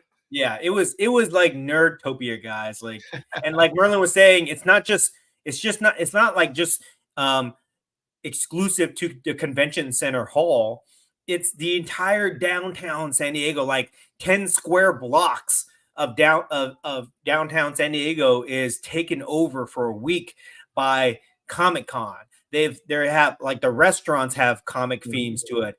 There's pop-up stores where you can get exclusive merchandise. There's people walking around the streets just dressed up in cosplay. Yeah, they build like giant dioramas for like the Simpsons and the boys and other like fanboy It's almost like it's like being in a video. It's like being in a video game. That movie Ready Player One, where I think it's Ready Player One, right? Right. Well, no, not Ready Player One. What's that movie with Wreck-It Ralph? I think Wreck-It Ralph, right? Where they're walking through the train station where all the video games interact, and you'll see video game characters from different games, right, interacting with each other. I guess Ready Player One is kind of like that too. That movie. That's what Comic-Con feels like. You could be walking and you could see like, somebody dressed up in like a superhero costume, somebody dressed up as an alien, somebody dressed up from a movie from the 80s. You see all sorts of crazy characters and they just walk by you like it's normal, right? Which is really funny and surreal of an experience. If you're not ready for it, it's definitely surreal. And then you just see like all these elaborate costumes and just so much fun there. I really enjoyed myself, and the food was great. The food was way better than in Cleveland, so that was a plus for us. Anything you want to talk about specifically before we start showing off? Oh my God, it was good. Even the AC was a lot better there. The air circulated there, so my eyes cleared up. It was like the clouds opened, the sun came out. Even though we were inside, it felt great. Everything had like toys. Like there were so many lines. So if you didn't get it in line in time, or you didn't have like the VIP badge, then you probably weren't going to get the giveaways or the limited sales of what item they had, because there was items just exclusive to Comic-Con, just like they would have like promo cards at the National just for that. Yeah. This was the same thing. So as soon as we saw some of our friends who gave our badges, we met them outside. All these guys, their wives, their girlfriends, all were carrying just huge bags of all the toys they had bought like first thing at 8:30 in the morning when they got there. I mean, they had Peanuts posters, Marvel toys, Godzilla toys. We bought a lot AMC popcorn buckets of like Deadpool and Wolverine. Everything. We bought so much stuff, guys, that we carried these gigantic bags. Like these bags were like 4 feet tall, like 3 feet wide. We were carrying these huge bags onto the train to get back home. It was comical. If you would have saw us walking down the street, it was comical how much crap that we were hauling with us. It was wild, but I know even Dan got me. I finally got the bug, just like he's always proud that he thinks he gives me the bug to everything. But I even broke in and bought a toy. Merlin's into the collectible toy space now, guys. He's starting a Godzilla collection. Which have you opened that thing yet? I've never seen so many Godzillas and Teenage Mutant Ninja Turtles in one place. It was insane. Oh yeah, definitely. Godzilla was definitely hot at that show for sure. Let's show off some stuff, okay? Okay. Who you want to go first? Here, let me see here. First of all, I had a specific goal to liquidate cards at the National so that I would have money to go buy original artwork, and I really wanted to buy one piece that was like $5,000-$6,000, something that I could say that I invested my money in. Unfortunately, I didn't find anything in that range, but I did find some smaller pieces, which I'm super excited to show you guys. Okay, so here's the first piece I'll show you. Okay, this is a beautiful original artwork published cover. It's a mashup between Power Rangers, one of my favorite franchises, and Godzilla. They had a special crossover right here, and I'll show you guys. I actually have the cover to this. This artist is EJ Sue, who we met there. Check out that. So this is the cover. Yeah, this is the cover. He even signed it for me. And then this is the original artwork for that. How cool is that, guys? I love collecting original artwork covers. Now, I have a question for you. Like, I know who the Power Rangers are and I know who Godzilla are, but who are the two women in the background? This is Rita Repulsa. She's the villain. She's the villain of the Mighty Morphin Power Rangers. Gotcha. And then this, I don't know who this is, but she's like the equivalent of Rita for these Power Rangers, I think. Like she's the antagonist as well. Yeah. These guys actually might be like the Negative Rangers or something like that. I don't know. They might be Omega Rangers. I forget what these guys are called. This might be their leader. I don't know. I don't know that part. But gotcha. This is where I grew up. I grew up with Mighty Morphin Power Rangers. So this is a really, really cool art piece. Second piece I'm going to show you guys is from the same artist, EJ Sue. Okay. And this is also a cover. A lot of people don't know this, but I kind of collect The Thing. I have like a little PC of The Thing character from Fantastic Four. This is a beautiful pencil sketch cover of The Thing. I think issue number 4 or something like that. So check that out. And it's huge piece of detailed pencil work. And I was just super excited to pick this up and kind of add this to my collection. It was very easy to find the comic book for that one because we saw the comic book art of it from this, and it looked, oh my God, it looked incredible. Look at that. He's running, ripping off his coat, about to go into battle. The background is like ruined buildings and stuff like that. Even got the hat flying out there. Just a really, really, really cool piece. So explain it to the viewers. Like, what is that? Because I kind of learned something talking to you and EJ while you were buying this. Like, I didn't know, like, they make the artist makes that sketch, what's it, from like charcoal pencil. And then they either, like most of the time now with digital work, they scan it and then color it digitally, correct? Yeah, so when you're dealing with original artwork, and I'm still very much a novice in this category myself, but this is what I know. So basically, they'll start out with a pencil sketch. This is called the preliminary, where they do it in pencil. And then what they'll do is they'll send it to an inker. And what they used to do is they used to send the physical pencil piece itself to the inker, and then that person would put the black ink on there. And then it would look more detailed. And then they would send it to somebody to do color. So it could be one person could do all steps, or it could be 2 people, or it could be like 3 people. But now the artist that does the pencil, they don't send the physical pencil anymore. They usually just send a digital scan. It could also be like blue line pencil, but they send a digital scan to the inker, and then they print that out. And then the inker puts their original touch on it. So there could be actually be two pieces. And then if they go further after that, then they'll go to the painted version like this. Right. And sometimes they just do it all digitally. But a lot of artists still like to do things the traditional method, where they'll do everything on that is not digital. So right. And this one's not digital, the color when you bought, correct? Because I still see the editorial marks on the top. Yeah. I don't, of course, I'm not going to buy. It would be a print. It'd be a print if it wasn't original. So picked up those 2 things, and then another original piece of artwork I picked up was from this artist. He goes by Chris. I used to call him Crease, but I think his name actually goes by Chris. Oh, good. I wanted to know. I was too scared to say his name.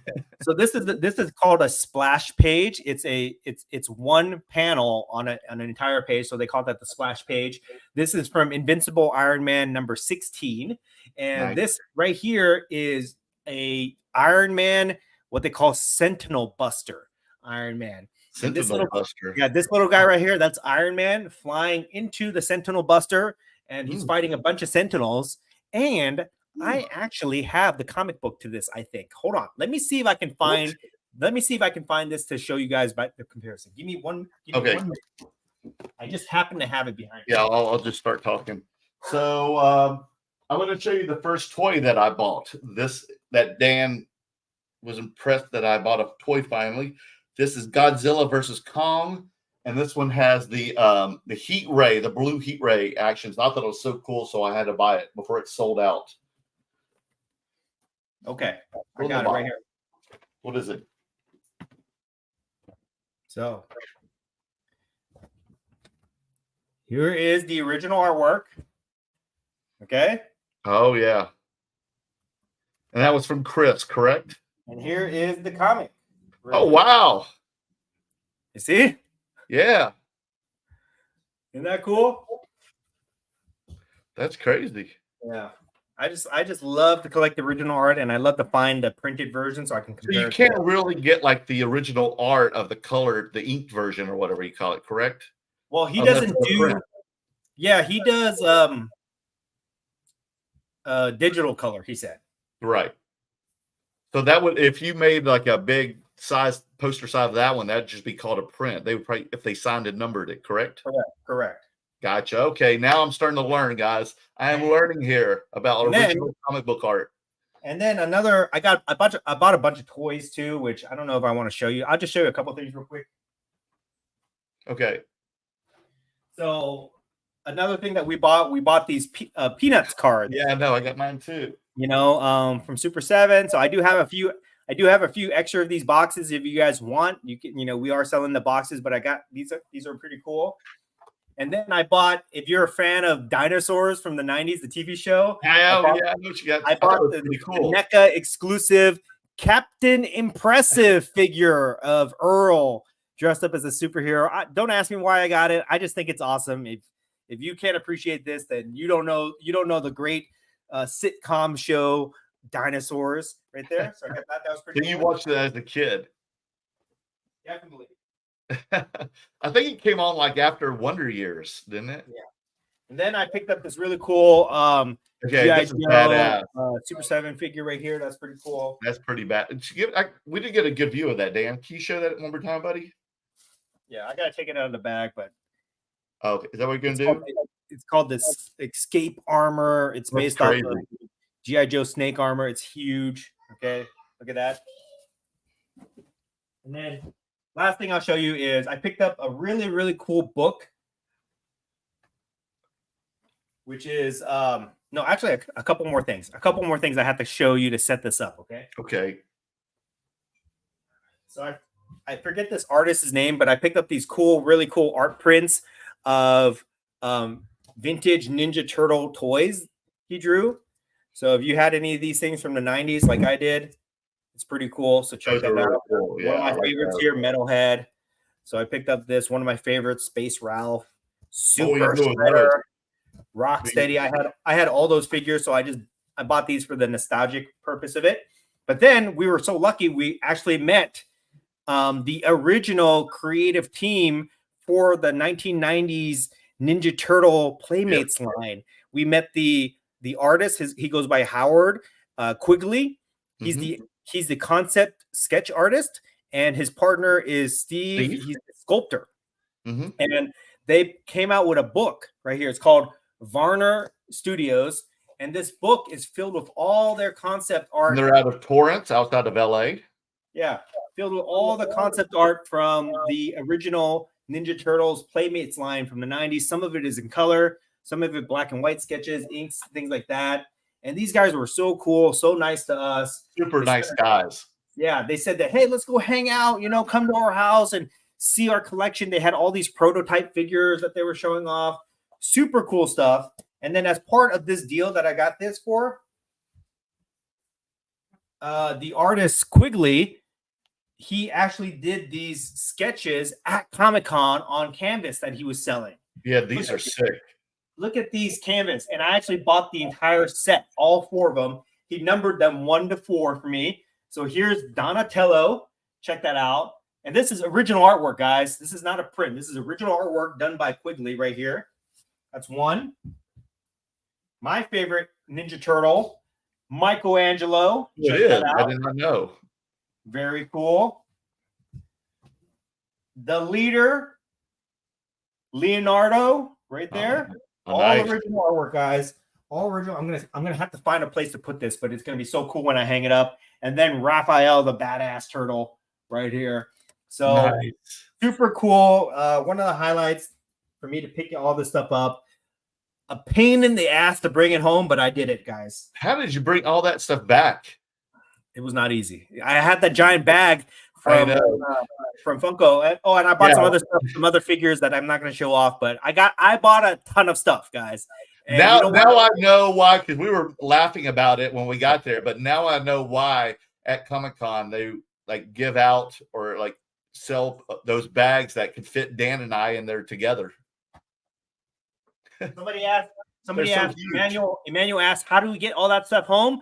I'll show you guys. Okay. They give you bags this size. Yeah. You can put two humans in there. Look how big this is. Look how big this bag is, guys. It's bigger. It's almost as big as me. Okay. So now I know why. So I bought a ton of stuff. And you know what? When I go to card shows, I don't buy a lot of stuff, to be honest. I might buy one or two things, and they're expensive, but I'll buy one or two things. But when I go to Comic-Con, I just go crazy and I buy a bunch of stuff. And this time was really dangerous for me because I had made so much money at the National that I had a ton of cash that I was able to spend and buy all these really cool things. So I had a great time. And you bought a lot of stuff too. I was actually surprised. I thought you were just like a penny pincher when it comes to these things, but you bought a lot of stuff. No, man, I was into this for a while too. I just don't have the space for displays like you do, so it takes up a little more room than a card, unfortunately, or posters.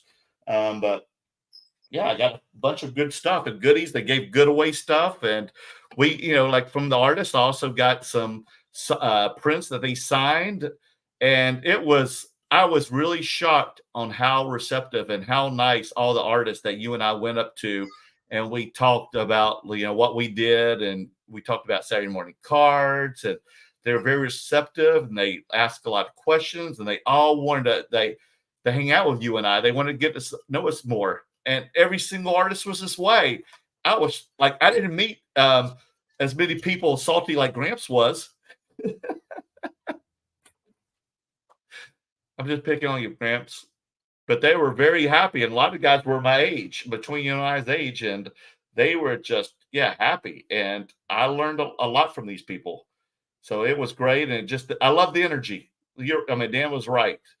It was just, you felt like a kid again at like this toy festival or something, pop culture festival.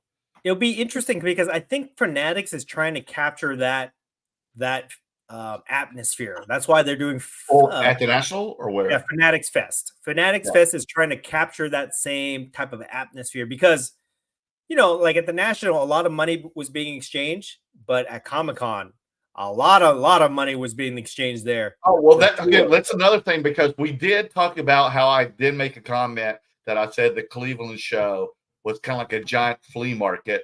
But Dan goes, okay, we are at Comic-Con. We talk about how great the production value was, but there are a lot of OGs there that have been there for like 50 years who sell the original comic book art that Dan wanted to show to me. And these guys have huge ass booths with the comic art that Dan shows.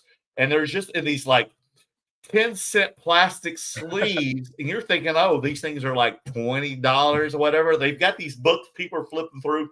You look at these, the cheapest piece of art in these folders, in these 20-cent things, was starting off at like $10,000. There was a piece of art in there, just in the middle of the book, just warped up. People could have just taken it out, slipped it out, or ripped it by accident. Going through it wrong with all these books, because this part did look like a flea market. Still, it did, and there were art in these books, $150,000. Yeah, it was crazy. It should have been in a giant top loader or a giant one touch, like glass encased, or should have been framed on the wall. Instead, it's in there with the rest of the stuff just piled up, and where's the TLC for this? And I'm just like, my jaws dropping. imagine if you had a binder with pages, 9 card pages of like 1952 Topps cards with Mickey Mantle rookie Yeah, cards in there, in the valued binder. at That's valued exactly between right. 10 value between 10 to $150,000. $150,000, and you had the binder just sitting on your table for people to casually flip through it to Yes. see what they wanted.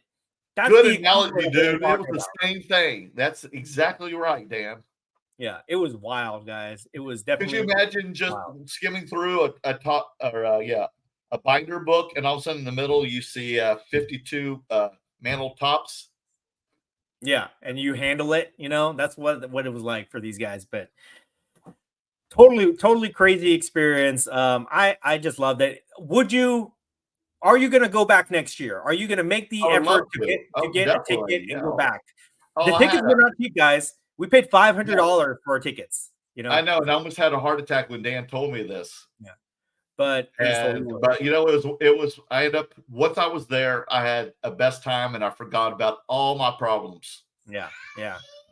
And we walked like 15,000 steps, no problem. It was just a great time.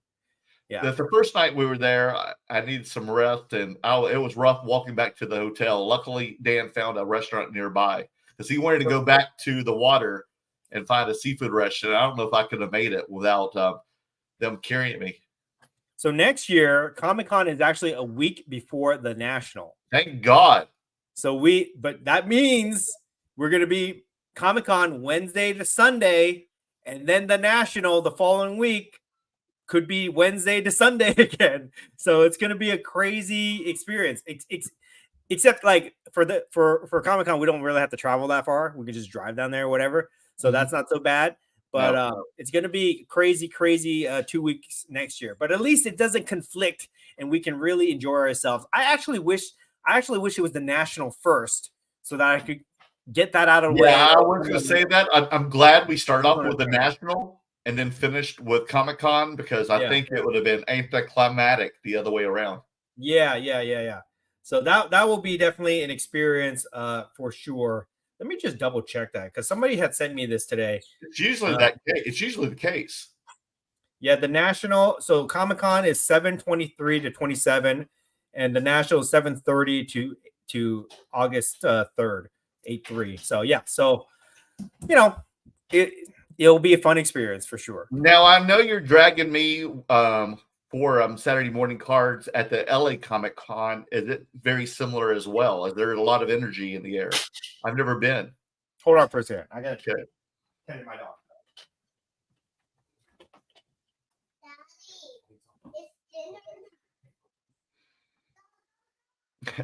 See what she's done. It's Emily, his daughter. See what she's doing. She probably hears my voice. I hung out with him and his family all weekend. We had a great time. So it was a lot of fun. Okay. What did you ask me? What's that? What did you ask me? Where were we? Oh God, I totally blanked out. Yeah. LA Comic-Con. Oh, is it? It doesn't even compare, dude. Well, I know that, but still, it's still a lot of fun. Yeah, it has a similar vibe to it, but it's not the same. It's because San Diego's international. I noticed it says international now. I didn't know it was an international Comic-Con. Yeah, it'll be fun, but LA Comic-Con will be a different experience because we'll be working. We'll be working at booth. Oh, okay. Saturday morning cards. So it'll be a different experience, but it'll be fun to talk about that. Nice. Okay. So overall, guys, just great experience. I would highly recommend that you go to both the National, as long as it's not in Cleveland, and you definitely go to Comic-Con if you get a chance. Whatever the tickets cost, because it's almost impossible to buy direct. You always have to buy it from somebody that can get the hookup. That's crazy. Whatever it costs, just pay the money. You will enjoy yourself, guaranteed for that. Totally worth the experience. I had a great weekend, and even on the train ride back home, I was sitting across from Merlin, and we were talking the whole time, and we're like, man, what a life we live, what privilege do we have that allows us to be, doing the things that we do. Just so lucky, so grateful to be able to experience all these things. A couple of years, if you would ask me this pre-pandemic, would I be doing something similar? Yes, I would have been going to Comic-Con, but not to the extreme levels that I have been going the last few years. I wouldn't be like, I wouldn't have that same mindset. You know what I mean? So definitely just had a great time. And it's just probably one of the best 5 days experiences that I've ever had, good and bad, but overall positive and good. Yeah, when we have a great time. I know it shows on social media, but when we work our asses off to get there to that point, it takes a lot of work, but we make it happen. That's right. It takes a lot of work, a lot of dedication, a lot of time spent making social media posts, a lot of networking, a lot of putting up with stupid people, trolls, haters, all these people. Like, well, that's another thing. I mean, you see us out there. We're out there in the field. We're out there in the war zone. We're in the battlefield, making it happen. Yeah. You know what's funny? I walked by when I was at the National. I walked to the Heritage booth, and there was this guy there, big old dude, and like I walk up to Jeremy, our friend Jeremy, and I say hi, and then this big guy standing next to Jeremy, and immediately he looks at me, and he goes, we must keep the hobby. And I look at him, like, he said it to me like that. And I look at him, I'm like, yeah, against assholes. And I look, because I thought he was going to be one. And he's like, that's right. I totally agree with you. And then we start chatting it up. And he's like, yeah, I watch your content and I enjoy it. And I totally believe everything. I'm going to be a nice guy. Yeah, but he just shouted at me. He shouted at me. That weirdo again from last year who called you the urinator. Like, that was terrible. I'm at the point where like I just think all those guys are idiots. You know what I mean? Like, it doesn't affect me whatsoever. They can't stop me. Despite their best efforts and their wasted years and feeble attempts to try to bring me down, they can't stop me, because we are at the peak of our popularity right now with our content and the experiences that we're having and everything that we're doing in the hobby. So it's just a great experience. So that's what I'm saying. Like, despite all that, we still have put in the work to be here, because the reward and payoff is so great for us, right? Having the experience at the National and having the experience at Comic-Con all comes from all the hard work that we do. So that's why it's worth it to us to continue to do this. Exactly, man. Yeah, it was fun, worth it. And when I got back, I slept like a baby, man. But it was a lot of fun. I would do it again. Dan. Awesome. Thank you. Okay. We're quickly running out of time here. So let's get to some of these comments. There's not too many. We got a lot to talk about still. Aka Collects, Christian says, let's go do that to that money. Let's get that money. Sorry, I didn't read it right. Let's get to that money. Rise and shine, Curator Army. Carlos, always on time.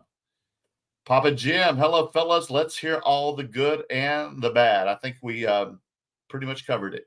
The Sports Car Professor 7, Oris says, good evening, gentlemen. Good evening to you.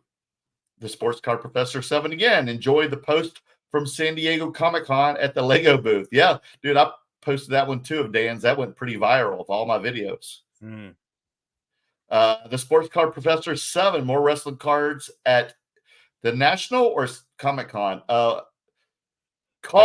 The National. Yeah. Toy figures overall at Comic-Con. There were a lot of like AEW and WWE represented there for the toys, though. Sports Car Professor 7.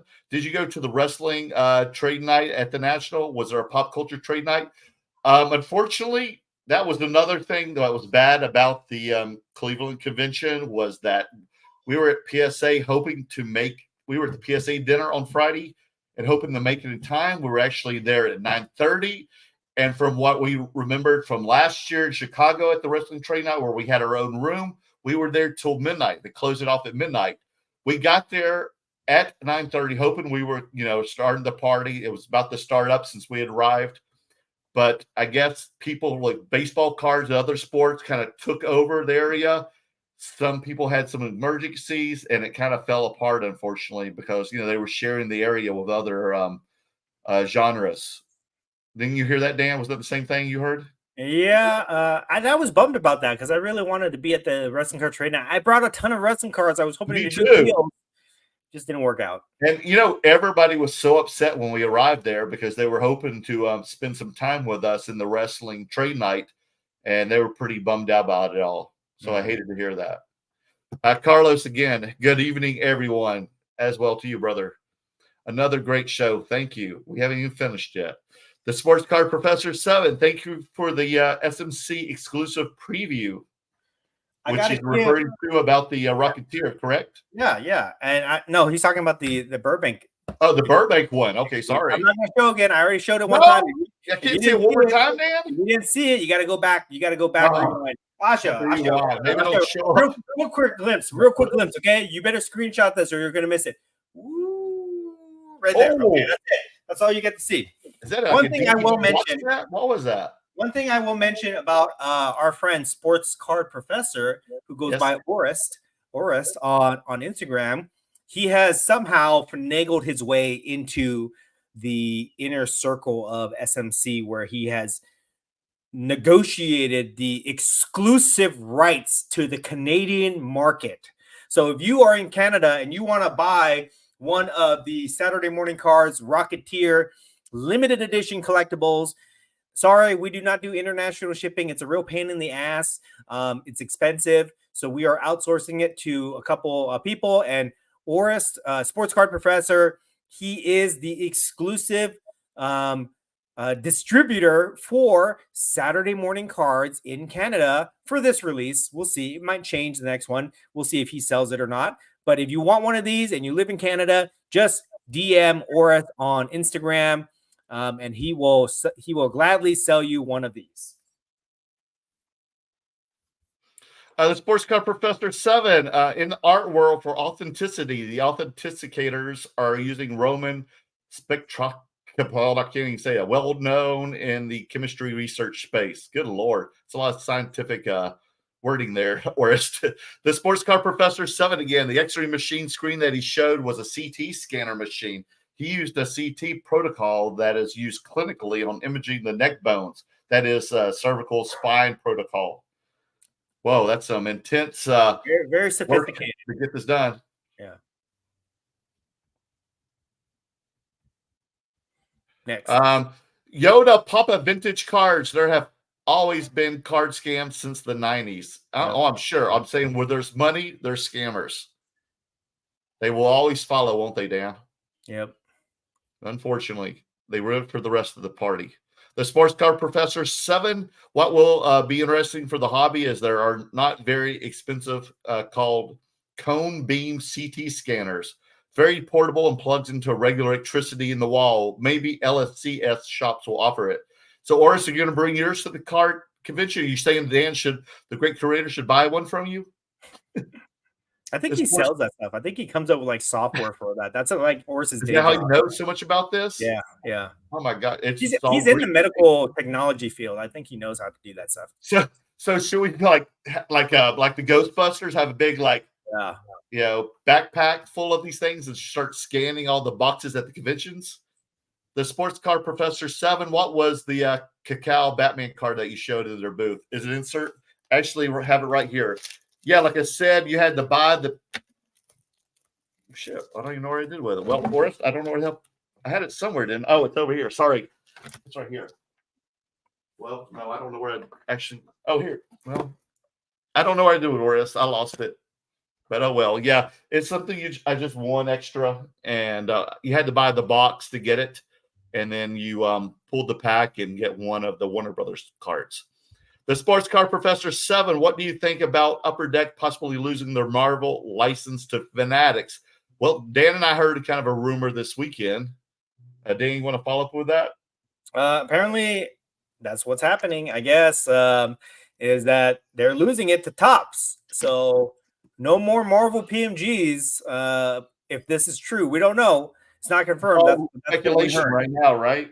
Yeah, that's what we heard. So maybe it's a coincidence that they're doing DC now, so they're switching to that. I don't know how this stuff works. It's crazy that you can lose a license like that. Like it's not exclusive. I mean that they're exclusive to the companies, right? Just let the companies make their cards. Let everybody make the cards that they want, so that everybody can enjoy it. Why does it have to be like exclusives?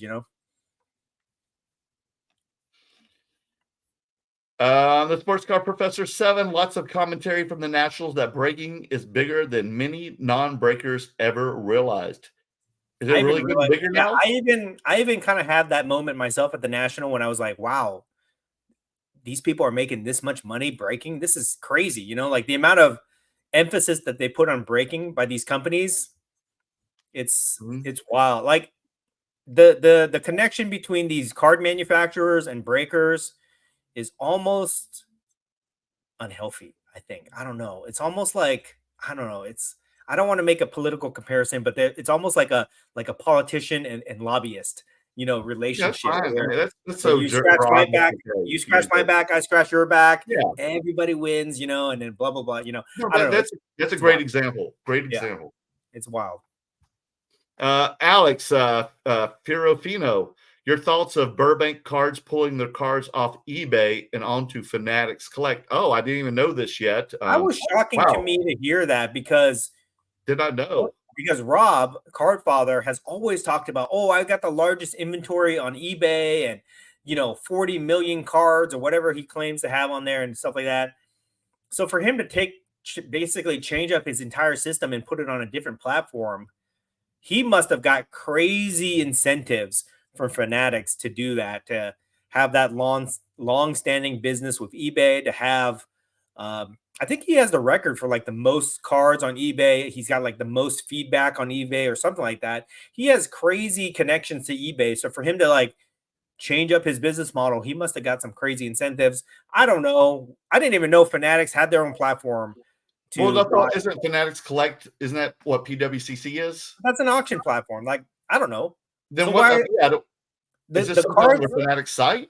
The cards that Burbank sports cards have, they're like cheap cards. A lot of them are cheap dollar cards. Yeah, and I thought they moved pretty well on eBay. So that means you're losing a lot of your eBay customers that you've already like established with. I don't know, man. I feel like I'm sure he'll talk about it and he'll tell you all about why he's doing it, but it's a big move. It's definitely a big move. eBay's not going to care. They're not going to care if they get like 40 million cards taken off their platform. Would you try this yourself as just a smaller? I don't know. I don't know what it is. I don't know how they do it. I don't know. But maybe we'll see. Only time will tell. Anybody else tried this? The Sports Card Professor 7. Also, what do you think about Burbank moving into a Cards HQ like space of 14,000 square feet? The closed Rite Aid pharmacy with 70 parking spots. That's a head scratcher to me because really, because I don't like big retail spots for the hobby, right? When I go into like a toy store or comic book store and it's in a giant space like that, I don't know. It seems too much to me. It loses a lot of the intimacy of your local, card shop, your LCS. So that, I don't know what he plans to utilize that space for, but Rob is a retail master, so I'm sure he's got a plan. And I'm sure it'll be great and it'll be busy. And he probably saw Jeff Wilson do it at Cards HQ. And he's like, you know what? I can do that. Why not? Right. So that's probably why they're doing it. Gotcha. Okay, plus maybe they want to make it look nicer. And maybe he's gotten, challenged or pushed by Jeff's, 8 Cards HQ and wants to update and make things more innovative. Yeah. Definitely. The Hobby CPA, your CPA says, welcome back, guys. I really enjoyed the National and San Diego Comic-Con content on IG lately. Appreciate that. Appreciate that. And the Hobby CPA supported Saturday Morning Cards again by buying another case of the Rocketeer. So we appreciate that.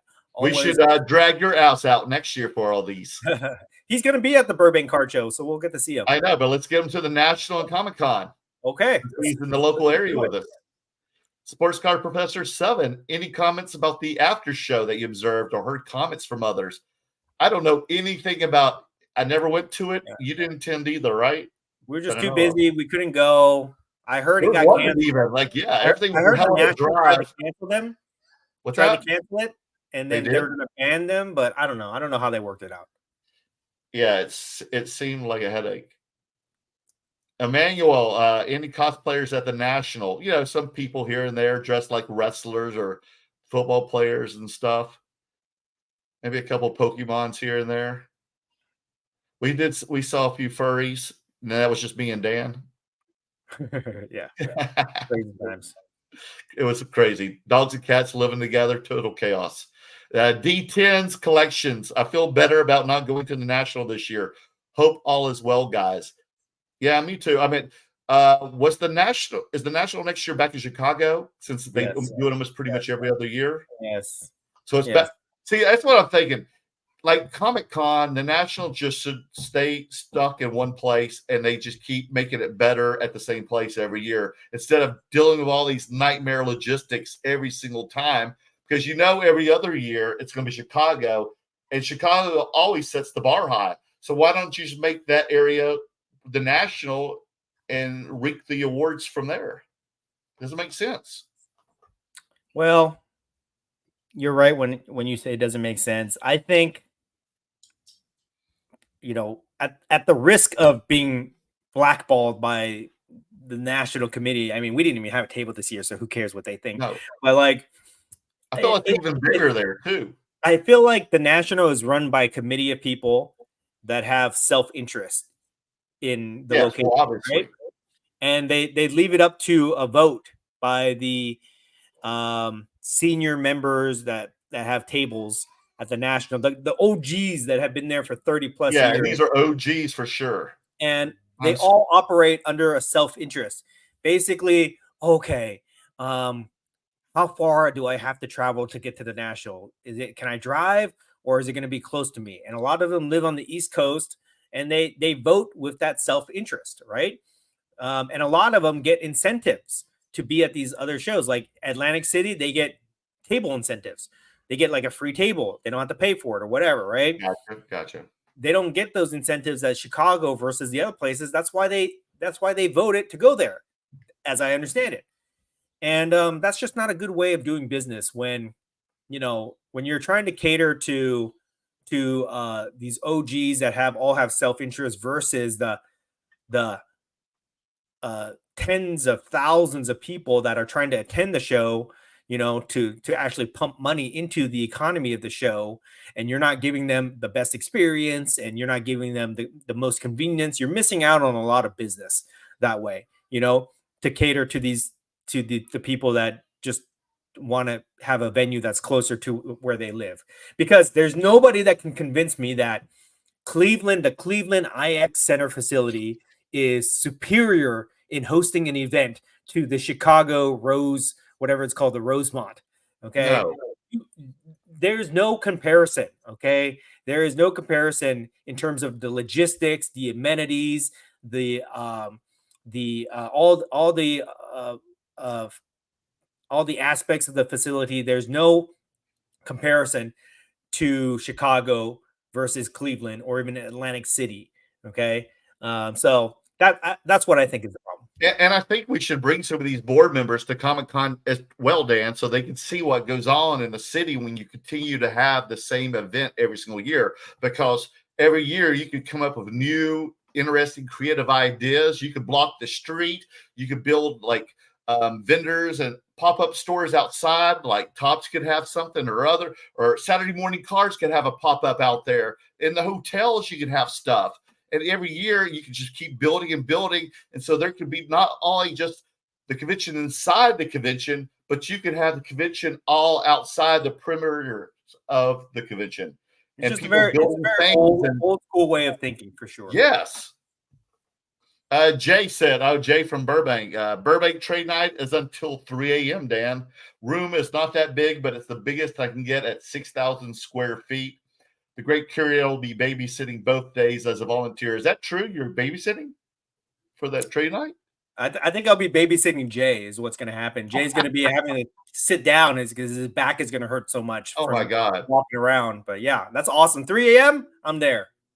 You really going to be up there at 3 a.m. every night? We'll see if I'm making deals, baby. You're insane. Yeah, that's deals because I'll be at the SNC booth all day. I can't be making deals. Oh, that's right. This is your chance. I forgot. Oh, then, yeah, the great curator is going to be there at 3 a.m., guys, for sure.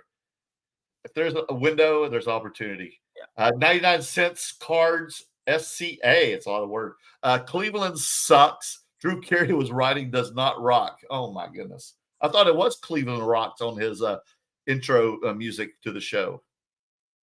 I don't know.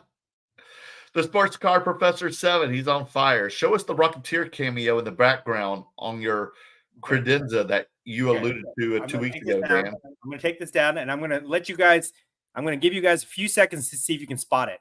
So Oris saw the Easter egg? I don't think he did. Then how did he know? Okay, it's right there. Can you see it? Can you see it? Okay, I'm going to go grab it, all right? Even with my glasses on, I can't see anything.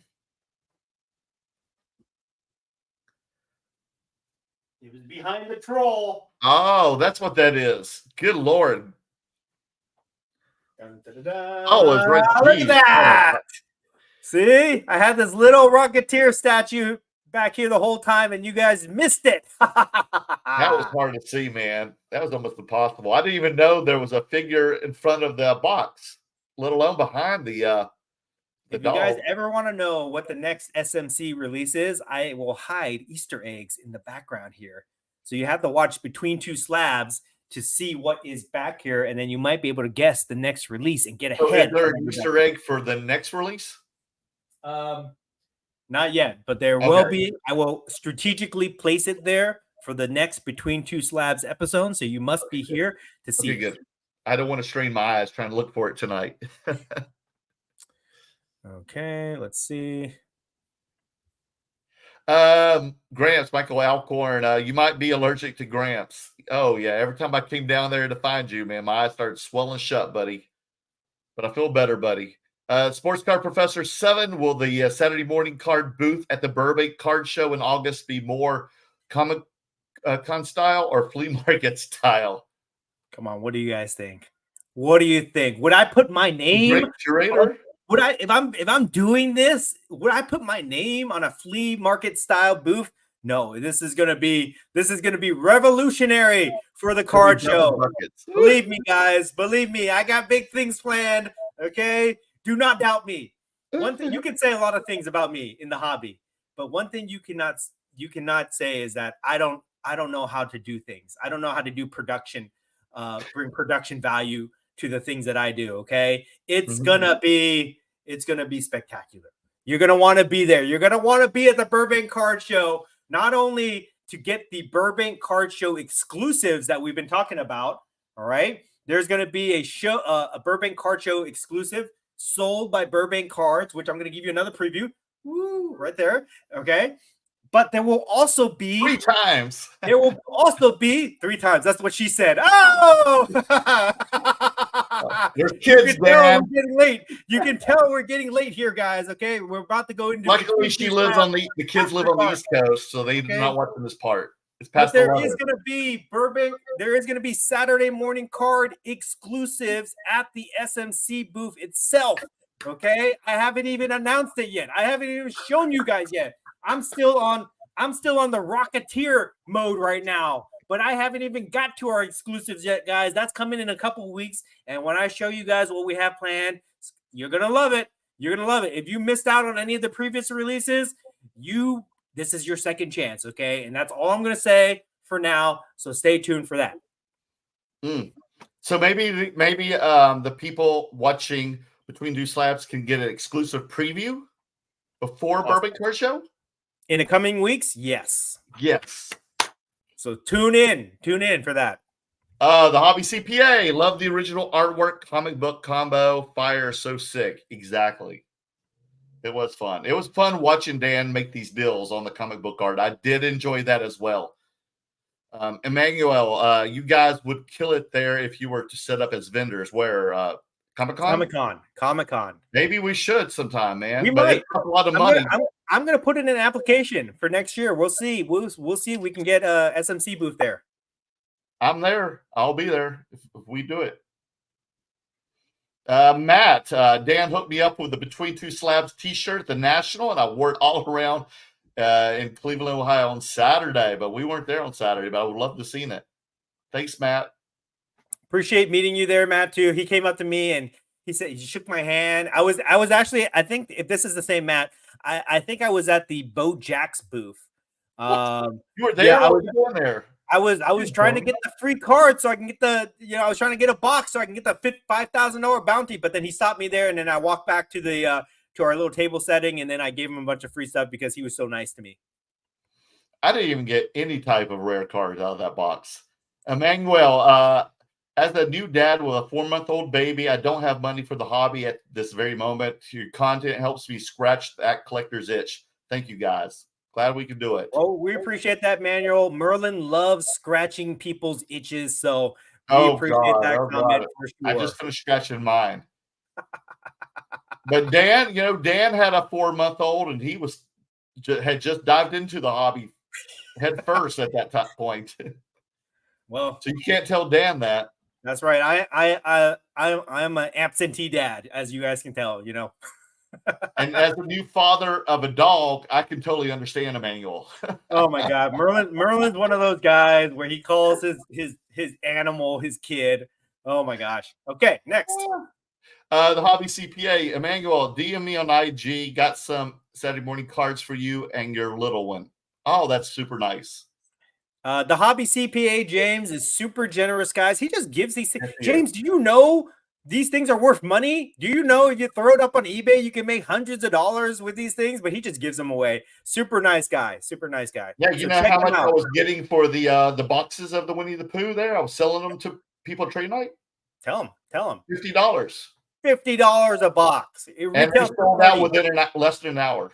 Yeah, guys. So that's money he's giving away. But the Hobby CPA, super nice guy. If you have any questions about taxes or anywhere, it doesn't matter where you live in the country, he's your man. So send him a DM on Instagram and give him a follow. John Desheen, yes, love you guys. You bring the positive energy. Hashtag the hobby needs more of these vibes. Thank you, brother. Appreciate it, John. Thank you. The Slab Doctor, can't wait to see Merlin Collects this weekend. Can't wait to see you all. And I'll be at in Torrance. I'm trying to get Dan to come as well. I know he's got some things he's got to do with his family. But I will be, if anybody's in the Southern California area, especially in LA, since I live in Hollywood, this is in Torrance. Check out the ocdugout.com. The show is Saturday and Sunday. The OC Dugout, the Lab, and the Professor. I think they're going to have the Professor there. Mitch Richmond will be giving autographs there as well. And then Devin Williams. So there'll be a lot of good stuff. Maybe I might get lucky and the great curator will bring me some Rocketeer Saturday morning cards, the debut there. There is a possibility that Merlin, Merlin Collects may have the first Rocketeer cards available to the public at this show. There is a good chance that they will be packed up in time, and he might be the first one to have it, guys. So if you missed out, because we are now sold out on the website, if you missed out, you can go to this show in Torrance this weekend, and there's a good chance you will find them there. Because if he gets them in time for me, if I'm able to pick them up, I will put a post on Instagram that I will have them or not there at the Torrance show this weekend. Carlos, Golden Nuggets. Yes, always Golden Nuggets. The Carlos exclusives. Yes. Got a lot of exclusives. Slab Doctor Dan, what about you? Will you be there as well? Probably not on Saturday. I have a birthday party to go to for my daughter and her friends, but maybe Sunday. We'll see. Yeah, we'll see. Yeah. You never know with Dan. He'll show up at the weirdest places at the weirdest times. The Slab Doctor just confirmed Lorcana and Marvel artists for Sunday, Dan. They'll be signing and drawing. Uh-oh. You know how to get this guy's attention. Okay. We'll see. All right. Well, we appreciate the Slab Doctor making a very rare appearance in the chat. I'm sure he watches from time to time, but very rare appearance for him to actually show up in the chat, guys. So if you don't know who the Slab Doctor is, he's a local legend here in Orange County. He does card prep, card submissions, all sorts of stuff. Been doing it for years. So give him a follow on Instagram. But we always appreciate seeing him here, especially showing up in the chat. So appreciate that. And if you're in the area, Orange County or anywhere in Southern California, and you want to do something this weekend, he is one of the co-promoters of this show. I forget what it's called, but it is in Torrance this weekend. So hit him up on Instagram if you have questions about that. All right. So that concludes. We went a little bit long, guys, but we had a lot to talk about. So please, and if we skipped last week, it's okay. Please forgive us for going a little bit over this time, but we appreciate you guys that actually stayed this whole time to hang out with us. And if you're watching this on a replay, we appreciate that too, for letting us entertain you for a couple hours with our nonsense. Merlin, is there anything else you want to say before we sign off this week? Yeah, and also he wanted to say, make sure it's a Muho MUHO collectibles event. And like I said, it's Saturday and Sunday. So check it out. Check the site out. Also, I'll be posting on IG, which will make it a lot easier. So check me out at Merlin Collects on Instagram, at YouTube, and TikTok, because I'll be posting the videos for the upcoming show and whatever I have. So if you want to know if I'm going to bring some of that Rocketeer Saturday morning cards with me, if I have them in time, you will know, and you'll be the first to have them in the area. Dan, that's right, guys. That's right, guys. And if you haven't done so already, please give us a follow on Instagram. We're trying to get to 2,000 followers now for Saturday morning cards. The Rocketeer is now sold out, but you can get it on this. You know, you could pay a premium from guys like Merlin and other guys that bought this early. Or you might, if you go to the Burbank Car Show, we will have limited stock there also. Okay. So come check us out, but give us a follow on Instagram, and please like, share, all that stuff. We're trying to grow this, guys. I'm trying to be like the next big. I'm trying to be bigger than Upper Deck. I'm trying to be bigger than Panini. That's not going to be hard, guys. Please give us a follow. We appreciate that. Thank you guys so much for hanging out with us. Yes, we will please see you guys. subscribe, smash the button. Two nerds wishing they could grow body hair. Comics, cards, and toys, nothing that would interest you. It's the podcast that nobody listens